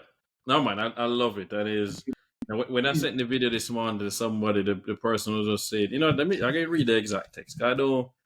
Sometimes I hate paraphrasing people when the message is just that good. Right. So let me read the message that my friend sent me. So I sent the video this morning, and of course he wants to be able to share it with his network, but he's just like, I'm thoroughly impressed at how transparent and easy that was to understand for even the Mm, average person. And that was the whole point. Like I spent so much time trying to figure out how do I communicate something in such a way that my 10-year-old can understand. If right. they can understand what I'm doing, then it means I understand it and I can explain it. If I can't explain it to my 10-year-old, that I don't know it well enough and I need to go back and redo it. I need to rework the script and then go back and rewrite it. And it was something that I love. I love doing that. Simplify. Again, Steve Jobs though. Simplify, simplify, simplify. Yep. But it comes back to that script writing book mom gave me that talks about storytelling. So everything that I do starts with remembering that script writing book and what it taught me about how to tell stories that resonate. 100%. That right there is a gem. That right there is the gem because that's what a true leader does. And it's funny, I have this one thing I think about there's leadership and there's management, right? Mm, Managers and leaders, right? And you need both energy systems. So, like, a good manager is good at tracking, reporting, delineating tasks, making right. sure scopes are figured out and the operation ends of it. But leadership, on top of that, is inspiring. Yep. It's It's cultivating a servant leader type energy and Yep. facilitating the growth of everyone else who's executing that plan. And right. And some people are good at being a good manager, but they terrible, with the inspiring the team. If people are good at inspiring, but their paperwork is completely like in shambles if they don't have a good operator. And if you can find where you're good at, double down on that. And you Yeah, find man. someone else to inspire. But no, David, No, I've learned a respect no one. tremendous amount. I'm looking forward to that interview, man. Please get these two guys together. Hey, we gonna get it, man. Let's do it. But no, I really appreciate your time. I can't wait to help share this. And trust me, I pick up some great stuff from this as well. So I'm excited to have my kids in particular watch this one, man. This is good. Thank you, David. Thank you for your time. Yeah, Keep man. Respect, dreaming, keep planning, and keep executing, brother. Keep safe, man. man.